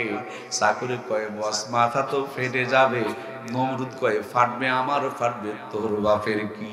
আমার সাথে যারা ক্রিকেট বোঝেন একটু সহযোগিতা করবেন। ক্রিকেটে একটা মার আছে জোরে বসা, এই বসানটার নাম কি গো ভাই? কি রে বলেন না কেন? ছক্কাটা জোরে না ধীরে গো? ছক্কা মানে সীমানার ভিতরে না বাহিরে? একসা করে চিন্তা করে, জোরে মারলেই যদি এত মজা লাগে তাইলে একটা ছক্কা মারি। ছক্কা মারার জন্য মাজার গামছাড়া টাইট করে হাতের মধ্যে জুতা মার্কা ব্যাটখানা লইয়া চাকর মার্কা প্লেয়ার নমরুদের মাথা মার্কা বলে এত জোরে একটা ছক্কা লাগাইছে গো, এক ছক্কায় মাথার টুলি আউট। সুবহানাল্লাহ বলবেন না? মশা ভো করে উড়াল দিয়ে চলে গেছে। বুঝে থাকলে বলেন, যদি মাথার ঠুলি ফেটে যায় মানুষ কি বেঁচে থাকে ভাই? আছে না মইছে? এই নওগাঁর দুই একটা কথা কবেন না, বক্তা নওগাঁর নেবেন আর দুই একটা নওগাঁর ভাষা কবেন না, তা তো হবে না। আছে না মইছে? এই দুনিয়াতে যতগুলো ইসলামের সাথে বেয়াদবি করেছে প্রত্যেকের চূড়ান্ত পতন ঘটেছে। কথা বলুন ঠিক কিনা? ইসলাম ছিল, ইসলাম আছে, ইসলাম থাকবে। ইসলামের সাথে যারা নাফরমানি করেছে তাদের চূড়ান্ত আল্লাহ তাআলা একেবারে সেই রকম বসান বসাইছে। কথা বলেন ঠিক কিনা? জুতা পিটা, ছক্কা পিটা। তোমরা এতদিন পর্যন্ত সালাম আর সেলুট নিলা, আজ পাবলিক জুতা নিয়ে খোঁজে। কথা বলেন ঠিক কিনা? সুতরাং প্রাণপ্রিয় ভাইয়েরা আমার, মেসেজ হলো আপনার আমার জন্য, যে তার কর্ম নিয়ে চলে গিয়েছে ছক্কা পিটা খাওয়ার জন্য অথবা দেওয়ার জন্য, পাবলিক তাদেরকে খুঁজতেছে। এখন সামনে যারা আসতেছেন তাদের জন্য বিষয় হলো, বন্ধু শোনো, তাদের পথে চলিও না। ওদের মতন যদি চলো, ওদের যদি এক ছক্কা দেয় তোমাদের ডবল ছক্কা অপেক্ষা করবে। ঠিক কিনা? সুতরাং আজাহারির কথায় রাগ করিও না রে ভাই, ও তো খারাপ বলে নাই। এক চোর গেছে, আবার কেউ চুরি করার প্রস্তুতি নিচ্ছে।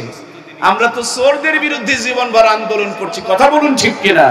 চোর কোন দলের হতে পারে না, চোরের কোন দলের পরিচয় নয়।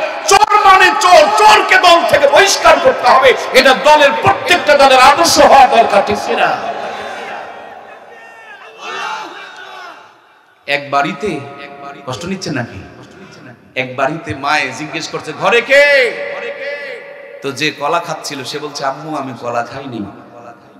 উনি জিজ্ঞেস করছে ঘরে কে গো? তুমি বলবা যে আমি। তুমি বলছো কলা খাওনি, তার মানে উনি কলা খাইছে না খায়নি? খুব খেয়াল রাখবেন, কথা ওজন করে বলবেন। আলেমদের বিরুদ্ধে যাওয়াই মানে পতনের সূচনা। তাদের এত করুণ পরিণতি হতো না, এরা আলেম বিদ্বেষী ছিল, সেজন্যই তাদের এই পরিণতি হয়েছে। ঠিক কিনা?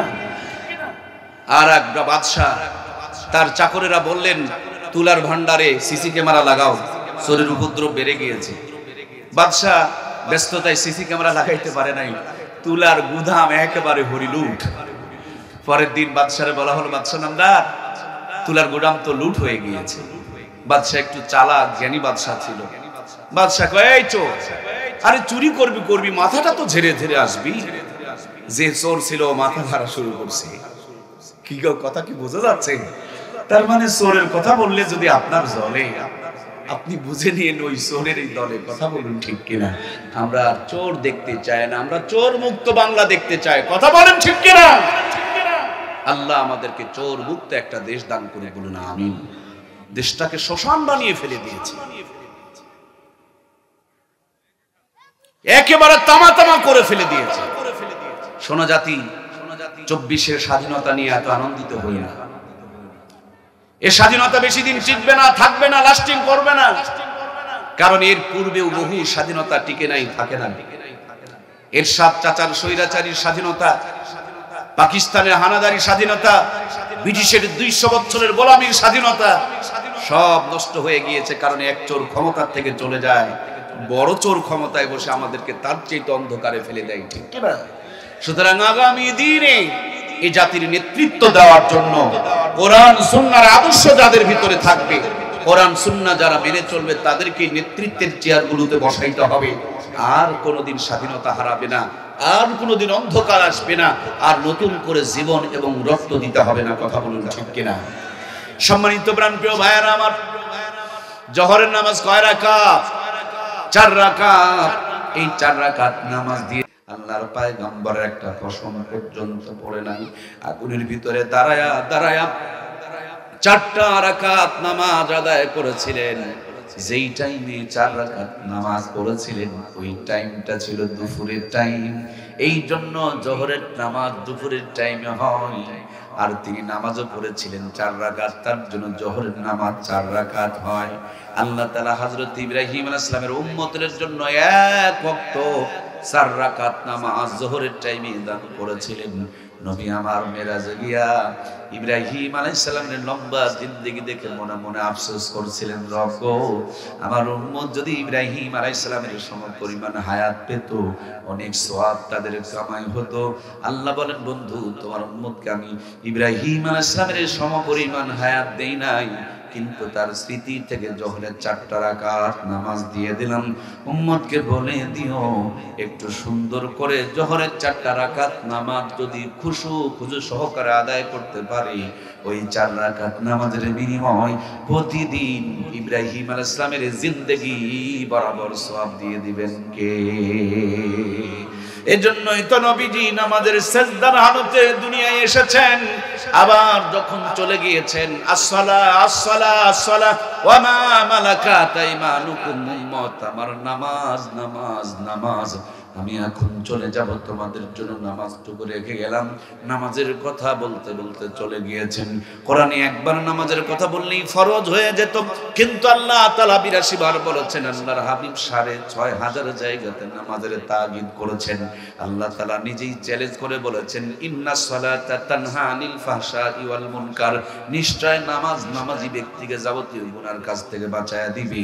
সুতরাং নামাজ যদি কোনো মানুষের সুন্দর হয়ে যায়, ওই মানুষটার দুনিয়া আখিরাতকে সুন্দর বানায়া দিবেন কে? সম্মানিত প্রিয় ভাইয়েরা আমার, আসরের নামাজ কয় রাকাত? মজার আলোচনা।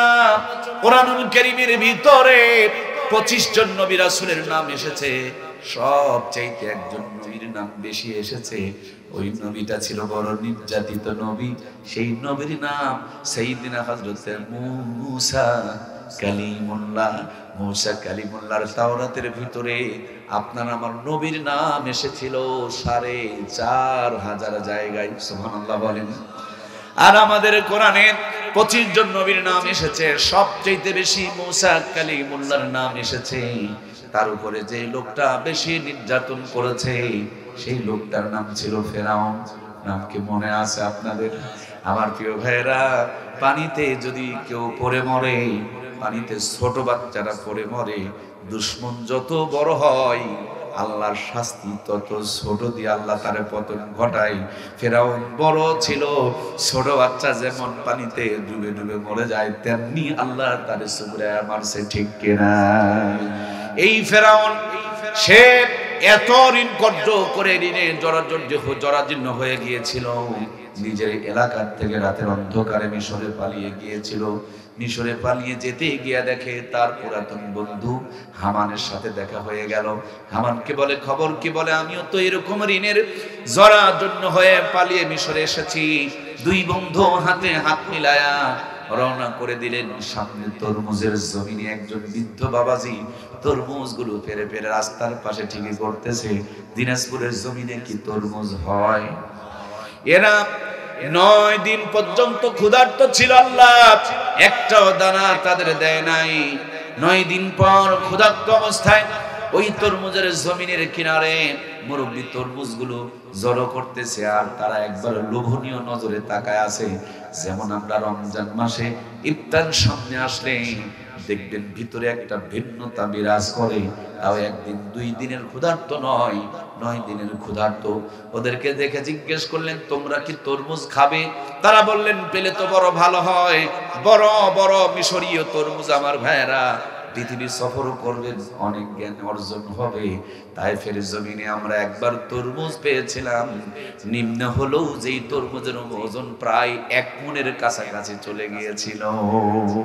বিশাল বড় বড় তরমুজ হয় এবং মক্কা মদিনাতে মিশরীয় তরমুজ পাওয়া যায়, অনেক মিষ্টি, এটা ভাষায় বলার মতো না। বড় বড় অনেক সুন্দর সুন্দর তরমুজ পাওয়া যায়। সেই কাল থেকে এই কাল পর্যন্ত মিশরে অনেক আবাদ ভালো হয়। মুরব্বী বললেন তরমুজ কি খাবেন? ওরা দুইজন বললেন পেলে তো বড় ভালো হয়। অনেক বড় বড় 2টা পাকা তরমুজ দিলেন। ওরা দুইজন 2 তরমুজ একবার সমানে খেয়ে শেষ করে ফেলে দিল। মুরব্বী তাকায় তাকায় বলে, খাইলে কি মানুষ এমনি খায়? মুরব্বী তো আর বোঝে নাই যে 9 দিনের ক্ষুধার্ত আমার ভাইয়েরা যারা আগামী দিনে দেশ পরিচালনা করবেন, আমি তাদেরকে বলবো তরমুজের মতন দেশ খায়েন না। অন্তত দেশটা যদি বেঁচে থাকে আমরা সবাই ঠিক থাকবো, ঠিক কিনা? খেতে যদি খাই, খোয়া পাথর ইট খান রে ভাই, তাও পেটে কিছুক্ষণ থাকবে। দেশ খায়েন না রে ভাই রে, দেশটা শেষ হয়ে গেছে।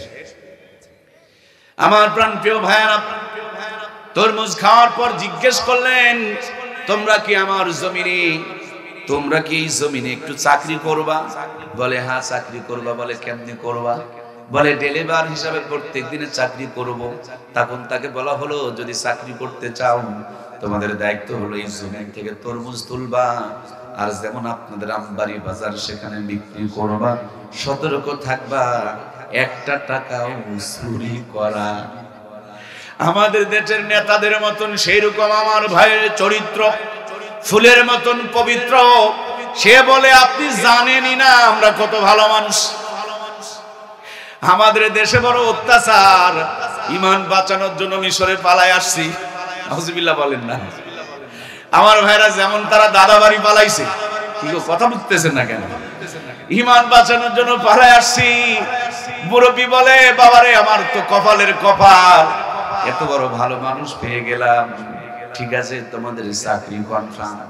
আমার ভাইরা তরমুজের জমিনে থাকে, তরমুজ তুলে বিক্রি করে, 6-9 হিসাব দেয় আর খালি টাকা জমায়। একদিন হামান বলল, চলো একটু ফুলবাড়ি বাজারে গিয়া গুস্ত রুটি খেয়ে আসি। ফেরাউন বলে, না, যেই টাকার জন্য দেশ ছেড়ে এসেছে ওই টাকা খরচ করতাম না। বলে কথা সত্য, তাইলে তরমুজ খেয়ে বেঁচে থাকি। হঠাৎ করে আমার ভাইয়েরা মিশরের মধ্যে এলান হয়ে গেল, গোরস্থানের জন্য একজন পাহারাদার লাগবে। ফেরাউন সেখানে দরখাস্ত করলো, তার দরখাস্তের মধ্যে তিনি টিকে গেলেন। এবার চাকরি পাওয়ার পর যারা কবর দিতে আসে, কবর নিয়ে লাশ নিয়ে বাণিজ্য শুরু করে দিল। আস্তে আস্তে আঙ্গুল ফুলে কলা গাছ হয়ে গেল। বাংলার জমিনেও টাকা দেখেন, বাপের জমি বিক্রি করে নির্বাচন করে, আর একবার যদি চেয়ারে বসতে পারে গোটা এলাকা কিনে সারে, ঠিক কিনা? অভাবের তাড়নায় দেশ ছেড়ে পালিয়ে গেল। এবার গোরস্থানের চাকরি পাওয়ার পর আঙ্গুল ফুলের কলা গাছ হয়ে গেল। এক পর্যায়ে মিশরের লিডার হয়ে গেল, নেতা হয়ে গেল, রাজা হয়ে গেল।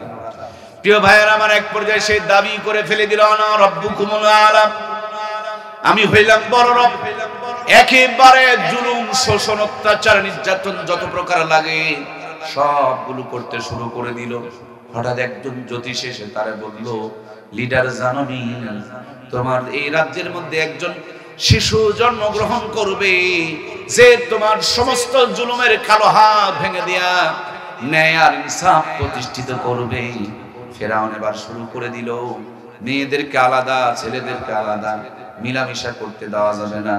মেয়ে মানুষ জন্ম নিলে বাঁচতে দাও, ছেলে মানুষকে বাঁচতে দেওয়া হবে না।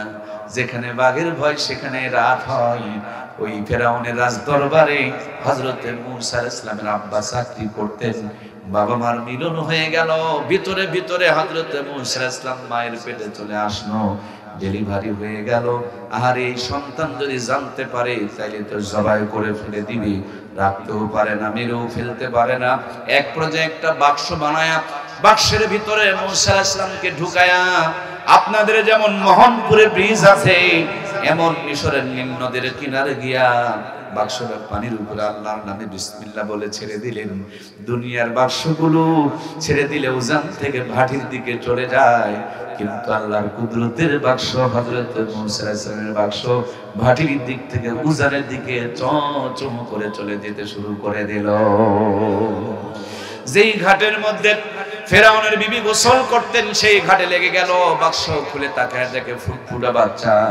ফেরাউন কয় মেরে ফেলে দিব, কিন্তু ফেরাউনের বিবি বলে না, আমাদের কোনো সন্তান নাই, এটাকে আমরা বাঁচিয়ে রাখবো।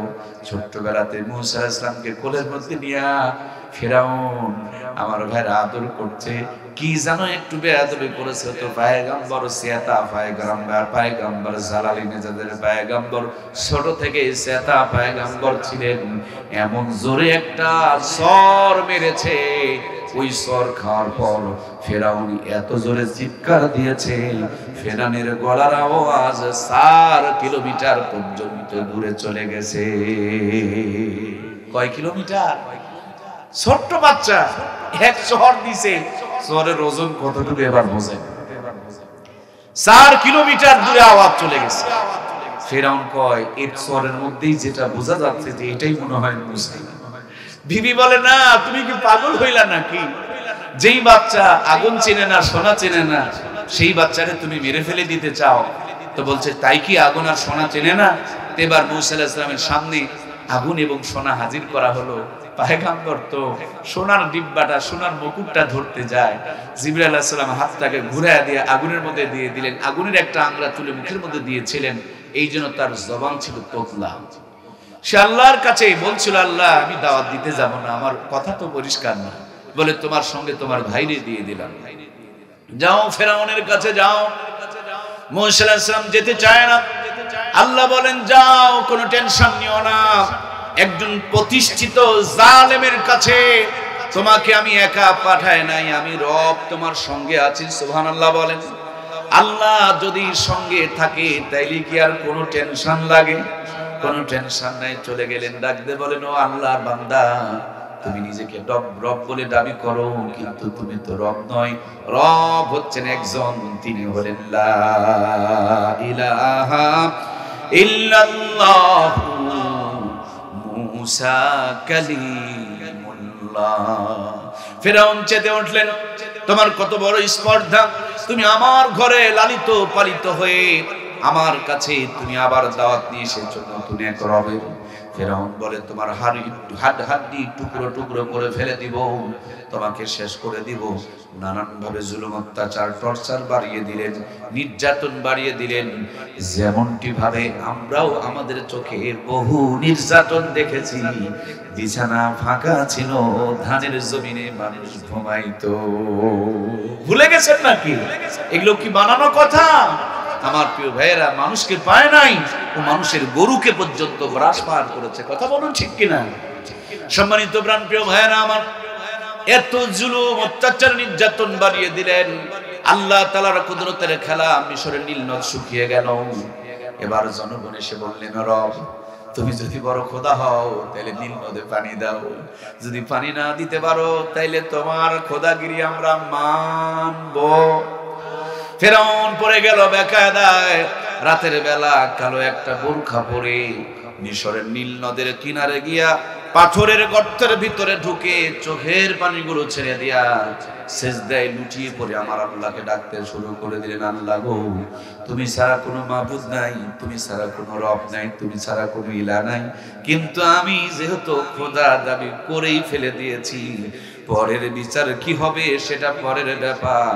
এখন তুমি পানি দাও, নইলে আমার খোদাগিরি আর ঠিকবে। দাও পানি দাও, নইলে আর কোনো উপায় নাই। আমার প্রিয় ভাইরা, এখানে আর একটা শিক্ষা, চাওয়ার মতন যদি চান, ফেরাউনকে যদি আল্লাহ দেয় আপনারা আমারে দিবে কিনা? কিন্তু আমরা যখন জিলাপি পাই তখন আমরা মোনাজাত করতে যাই, নইলে আমরাও কয় না আমরাও গরিবের বেলায় 2 মিনিট আর বড় লোকের বেলায় 10 মিনিট। ঠিক গো, আল্লাহ এগুলো বোঝে না। আমার প্রিয় ভাইরা খুব খেয়াল করে দেখবেন, মোনাজাত করে, আবার হাত দড়ির মতন বলা বলি করে, দেখে তাবারক এলো কিনা, কথা বলেন। সুতরাং মন যদি এলোমেলো থাকে দোয়া আল্লাহর কাছে কবুল হবে না। ফেরাউন মনোযোগ সহকারে কাঁদতে শুরু করেছে। আল্লাহ নীলনদ পানি দিয়ে ভরায় দিয়েছে, কিন্তু সুলুক ভুলুক নাই, খালি চায় আর চায়। আল্লাহ দেও দেও, দিতেই হবে, তুমি ছাড়া তো দেনিওয়ালার কেউ নেই, অবশ্যই তুমি আমাকে দেবে, তুমি আমাকে ফেরাবে না, তোমাকে দিতেই হবে, তুমি ছাড়া তার কোনো দরজা নাই। এমন চাওয়া শুরু করেছে, আল্লাহ তাআলা মিশরের নীলনদ ভরাই দিয়েছে। তারপরে কান্নাকাটি করে আর পানির মধ্যে কাদার মধ্যে গড়াগড়ি করে। ওই মুহূর্তে জিবরাইল আলাইহিস সালামকে আল্লাহ ডাকতে বলে, জিবরিল রে, মূসা আলাইহিস সালামের সুরত ধারণ করে মিশরের নীলনদের কিনারে ফেরাউন কান্নাকাটি করে, ওর কাছ থেকে একটা মামলার রায় নিয়ে আসো। জিবরাইল হুজুর মার্কা হইয়া গর্তের কিনারে দাঁড়ায় কয়, স্যার ও স্যার, একটু মাথাটা তোলেন।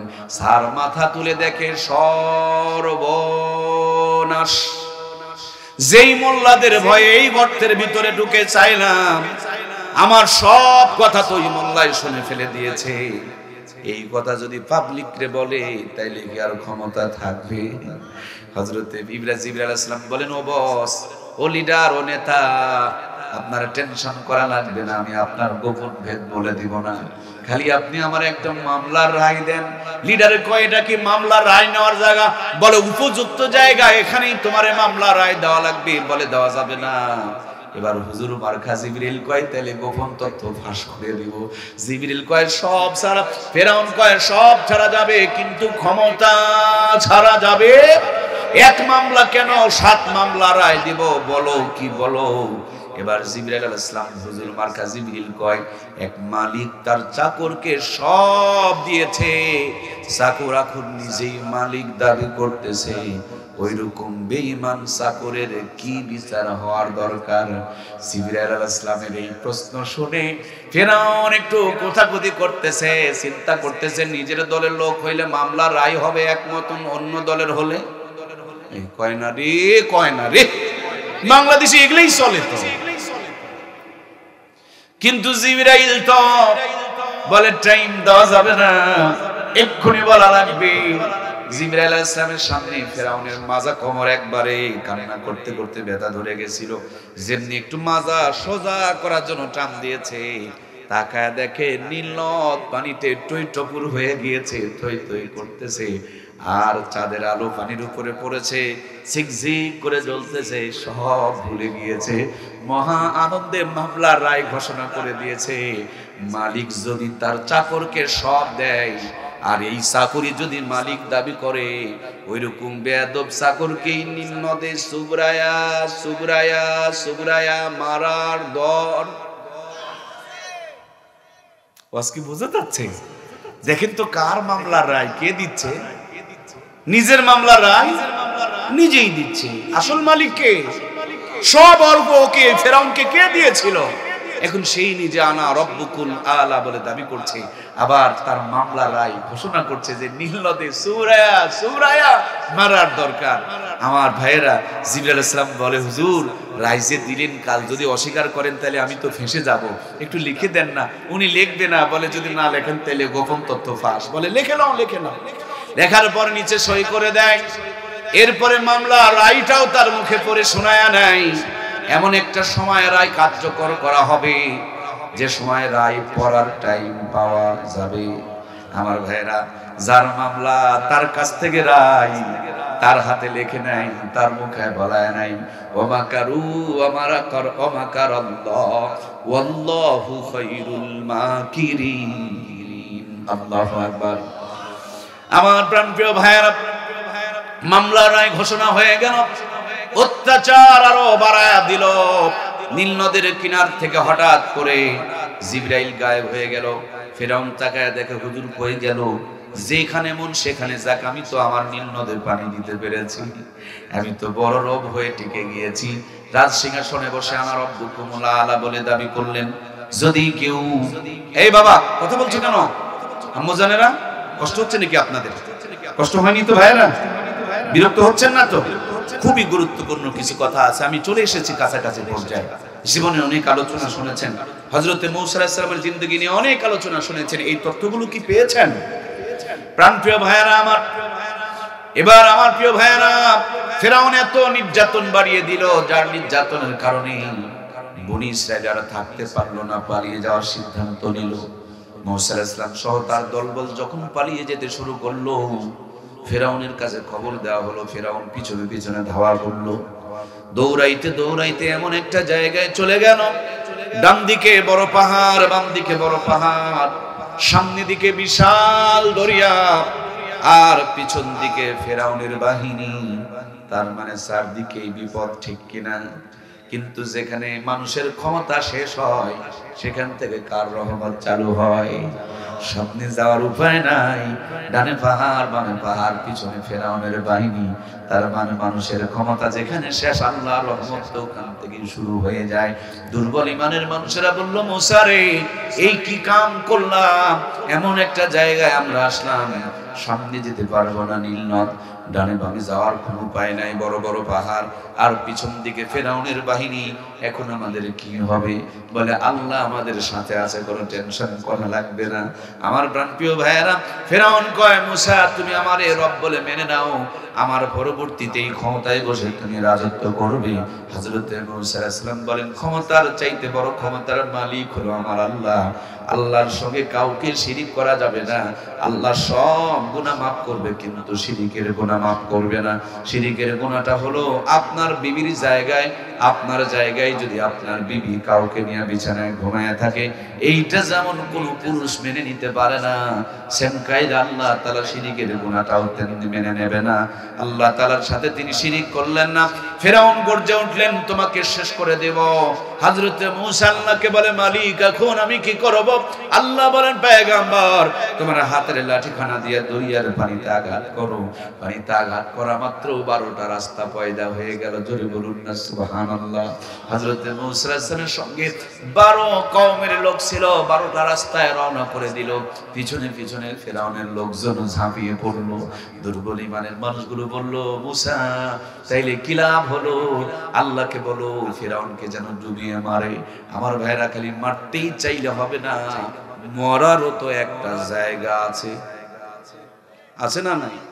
16 বছর ধরে ওরা মারতে চেয়েছে, কিন্তু ওদের মরার জায়গা মতন তারা পৌঁছেছে যেই দিন, সেদিনই তাদের পতন ঘটেছে। কথা বলেন ঠিক কিনা? মারতে চাইলেই তো হবে না, কিন্তু দুর্বল ইমানের মানুষগুলো বলছে, ও মুসা বলো না, আরে আল্লাহরে বলো না, তুমি লাঠি দিয়ে আঘাত করলে দরিয়া হয়ে গেল, তুমি বললেই তো আল্লাহ ডুবায়া মারবে। কিন্তু মরারও তো টাইম আছে রে বাবা, মরারও তো জায়গা আছে। আর ও তো নিজের হাতে দেখাইছে, নীল নদের সুবরায়া আঙ্গুলে যেই জায়গায় ইশারা করছে, ওইটা দরিয়ার মাঝখান ছিল। সুবহানাল্লাহ বলে। এখন সেই জায়গায় যায় নাই, বললেই তো হবে না। ইদা জাআ আজালুহুম লা ইস্তাখিরুনা সাআতান ওয়া লা ইস্তাকদিমুন। আল্লাহু আকবার। যখন যার সময় হয়ে যাবে, একটা সেকেন্ড আগে পাস হবে না। আমার ভাইরা দৌড়াইতে দৌড়াইতে যখন মিশরের নীল নদের মাঝখানে চলে গিয়েছে, জিবরাইল যেই হুজুর মামলার রায় নিছিল, ওই হুজুরের সুরত ধারণ করে 12টা রাস্তা একবারে বন্ধ করে দিয়া পিছনে মুসার বাহিনী আর সামনে ফেরাউনের বাহিনীকে আটকে দেয়া কয়, স্যার কেমন আছেন? ফেরাউন কয়, ভালো আছি, তোমার সঙ্গে পরে কথা, আগে মুসারে মেরে নেই। ওর মরার সময় হয়েছে, তারপরও মরার জন্য লাফাইতেছে। এই দুনিয়াতে এমনও অনেক মানুষ আছে, যেদিন মরবে সেদিনও দাঁড়িয়ে প্রসাব করে, যেদিন মরবে সেদিনও বউকে মানুষকে দেখায় নিয়ে বেড়াই, যেদিন মরবে সেই দিনও ক্লিন সেট করে, যেই দিনও মরবে সেই দিনও কাপড়টাকে নাপাক করে নিয়ে মার্কেটে ঘোরাফেরা করে, আলেমদের বিরুদ্ধে সমালোচনা করে, আছে না নাই? সেখানে লাফায়া যেতে চায়, ঝাঁপায়া যেতে চায়, মুসা আলাইহিস সালামকে শেষ করে দিতে চায়। জিবরাইল আলাইহিস সালাম বলেন, না না, আর এক চুল তুমি সামনে যেতে পারবে না, তোমার সময় ফুরিয়ে গিয়েছে, জায়গা মতন তুমি পৌঁছে গিয়েছো। আল্লাহ কয়, জিবরিল রে অপেক্ষা করো কেন? আল্লাহ বলেন, ইন্নামা আমরুহু ইদা আরাদা শাইআন আন ইয়াকুলা লাহু কুন ফায়াকুন। আমি কুন বললেই ফায়াকুনের পর্যায়ে হয়ে যায়। যেমনি আমার আল্লাহ কুন বলছে, চতুর্দিক থেকে দরদর করে পানিগুলো তার মাথার উপরে ভাঙতে শুরু করে দিয়েছে। ফেরাউন দেখে আর উফাই, এইবার বেচারি সোজা হতে চাই, কালেমা পড়তে চাই, শুরু করে দিয়েছে লা ইলাহা ইল্লাল্লাহু মুসা কালিমুল্লাহ। যেমনি কইছে লা, মুখখান হয়েছে হা। আমার আল্লাহ বলে না না না, এতদিন তুমি নিজেকে রব দাবি করলে, আর এখন মরার সময় লা করে হা বললেই তো হবে না। মুখটাকে আল্লাহ তাআলা হাইড্রোলিক ব্রেক করে দিলেন। সুবহানাল্লাহ বলে না? হাইড্রোলিক ব্রেক বোঝেন না? সামনেও যাবে না, পিছনেও আসবে না। মিশরের কায়রো জাদুঘরে পড়ে আছে, দেখবেন মুখটা কাঠুরা ব্যাঙের মতন হা করেই আছে। যেই পরিমাণ হা করছিল ওই পরিমাণে হা হয়ে আছে। আল্লাহ কয় জিবরিল, এক থাবা কাদা নিয়া এই বেয়াদবের মুখের মধ্যে বসা। যেমনি মুখের মধ্যে এক থাবা কাদা দিতে গেছে, ফেরাউন বাম হাতটা কেবলই আস্তে করে একটু উঁচু করছে। আল্লাহ ওই জায়গাতে অবশ করে দিয়েছে, ব্রেক করে দিয়েছে। মিশরের নীল মিশরের জাদুঘরে, আমার ভাগ্যে মিশরের কায়রো জাদুঘরে পড়ে আছে অনেক লাশ, সবগুলোকে মুমি করা আছে, কিন্তু একটা লাশ মুমি করা লাগে নাই, সেটা হলো এই ফেরাউনের লাশ। আল্লাহ কিয়ামত পর্যন্ত বংশধরদের জন্য শিক্ষা বানায় রাখছে, তাদের মতন যারা চরিত্রবান তাদের জন্য আল্লাহ শিক্ষা বানায় রাখছে। হাতটাকে সোজা করার জন্য বহুত ভাবে চাপ দেওয়া হয়েছে, প্রেসার দেওয়া হয়েছে, এক পর্যায়ে ভেঙে যেতে শুরু করেছিল। এই জন্য খেয়াল করে দেখবেন লাল সুতা পেঁচানো আছে, এই জায়গাটা ভাঙা। ফেরাউনের কোনো বডির কোথাও কোনো খুঁত নাই, শুধু এই হাতটা ভাঙা, এটাকে সোজা করার জন্য অতিরিক্ত প্রেসার দেওয়া হয়েছিল। আজ পর্যন্ত মিশরের কায়রো জাদুঘরে পড়ে আছে। সুতরাং প্রিয় ভাইয়েরা আমার, মুসা আলাইহিস সালাম বেঁচে গেলেন, ফেরাউন কিন্তু ফেঁসে গেলেন। আমার প্রিয় ভাইয়েরা, ফেরাউন মরে যাওয়ার আগেই কালেমা পড়তে শুরু করে দিয়েছিল, কিন্তু আল্লাহ তাআলা সেটা গ্রহণ করে নাই, অ্যাকসেপ্ট করে নাই। এই জন্যই তো আমার আল্লাহ তাআলা বলেন, ইয়া আইয়ুহাল্লাযীনা আমানু দুখুলু ফিস সিলমি কাফা ওয়া লা তাত্তাবিউ খুতুওয়াতিশ শাইতান ইন্নাহু লাকুম আদুউম মুবিন। শয়তানকে অনুসরণ না করে ইসলামের মধ্যে পরিপূর্ণভাবে প্রবেশ করো।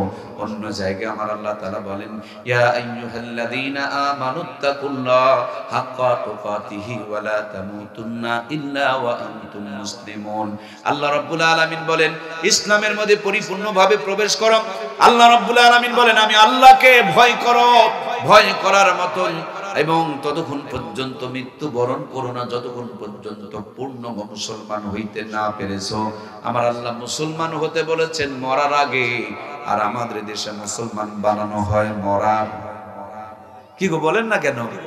মরার আগের দিন পর্যন্ত কটকটি, মরার পরে রাবিয়া বসরিয়ার উত্তরসূরি, মরার আগ পর্যন্ত সিটার বাটপার মুচারু তাসারু মাদারু গাজারু, মরার পর গোসল করে দিয়ে বিসমিল্লাহি ওয়া আলা মিল্লাতি রাসূলুল্লাহ। মরার আগ পর্যন্ত ইমামের বিপক্ষে, মরার পর ইমামের ঘাড়ে, মরার আগ পর্যন্ত নাপাক, মরার পরে একেবারে বড়ই পাতার ধর গোসল পানি গোসল করা দিয়া পবিত্র পাক। এগুলো হলো বাটপারি। এগুলো করে জান্নাত তো দূরের কথা, জান্নাতের গন্ধ পাওয়া যাবে না। কথা বলুন ঠিক কিনা? আল্লাহর পরিষ্কার ঘোষণা, মরার আগে পরিপূর্ণ মুসলমান হও, মরার পরে ধুইয়া মুইসা কোনো লাভ, মরার পরে কাপড় খুলে নিয়া সুন্নতের পোশাক পরায়া কোনো লাভ। এই মরা মাল, এইটা আওয়ামী লীগের মাল। মরা মানুষকে যদি বিএনপি কে দেওয়া হয়, নিবে? কেউ নিবে না, বাড়িতে থবে না, এটা পচে যাবে, দুর্গন্ধ ছড়াবে, এটা দিয়ে কোনো কাম হবে না। যেই মরা মালের আর কোনো দাম নাই, লাভ নাই, কাম নাই, ওইটাকে ধুয়ে মুছে মুসলমান বানায়। আর যেইটার দাম আছে, কাম আছে, লাভ আছে, এইটা নাস্তিকের মতো লাফালাফি করতেছে। সেজন্যই তো আল্লাহ তাআলা সুন্দর করে বলেছে, তোমরা পরিপূর্ণ মুসলমান না হয়ে কবরে এসো না। এখানে আমরা যারা বসা, মরার আগেই পরিপূর্ণ মুসলমান কি আমরাও হতে চাই? কারা কারা রাজি? দুইটা হাত তুলে আমার আল্লাহকে আরেকবার দেখায়, লিল্লাহি তাকবীর। আল্লাহ, তুমি আমাদের পরিপূর্ণ মুসলমান না বানায় কবরে নিও না, বলুন আমিন। আসরের নামাজ কয় রাকাত? 4 রাকাত। হযরতে মূসা কালিমুল্লাহ নীল নদের তলদেশে যখন ফেরাউন ডুবে গেল, দাঁড়িয়ে দাঁড়িয়ে 4 রাকাত নামাজ আদায় করেছিল। সুবহানাল্লাহ বলেন। সময়টা আসরের টাইম ছিল।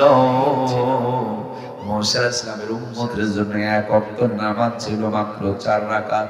মূসা আলাইহিস সালামের সেই লম্বা হায়াত দেখে আমার নবী আফসোস করছিলেন, আল্লাহ বলেন বন্ধুরে তোমার উম্মতকে মুসা নবীর সমপরিমাণ হায়াত দেই নাই, মগর মুসা আলাইহিস সালামের জিন্দেগি থেকে ফজরের, আসরের, মাগরিব, আসরের 4টা রাকাত নামাজ দিয়ে দিলাম।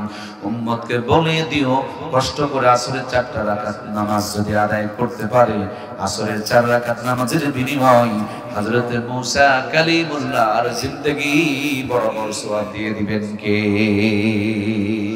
আমার প্রিয় ভাইরা, এতক্ষণ তো শুনেছেন, মোনাজাত পর্যন্ত আছেন তো মাত্র কয়েক মিনিট। ধান কাটার পর, পিটার পর, গোলাতে তোলার আগে পাতানগুলো আলাদা হয়ে যায়। আমরা পাতানের মতন যেন মোনাজাত না করে চলে, মোনাজাত করার আগেই যেন চলে না যায়।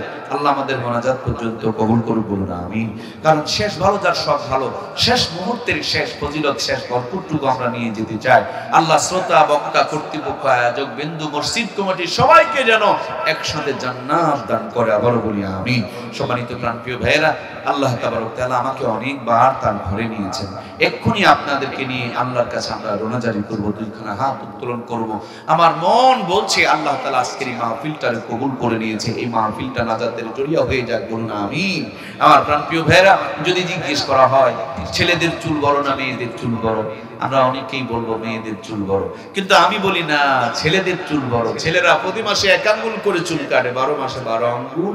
যদি 90 বছর বাঁচে, মেয়েদের তুলনায় ছেলেদের নিম্ন হলো 5 গুণ চুল লম্বা হয়, ঠিক কি না? ছেলেদের চুল কাটে আর বাড়ে, কাটে আর বাড়ে, মেয়েরা কাটে না, সেই জন্য তাদের আর বাড়ে না।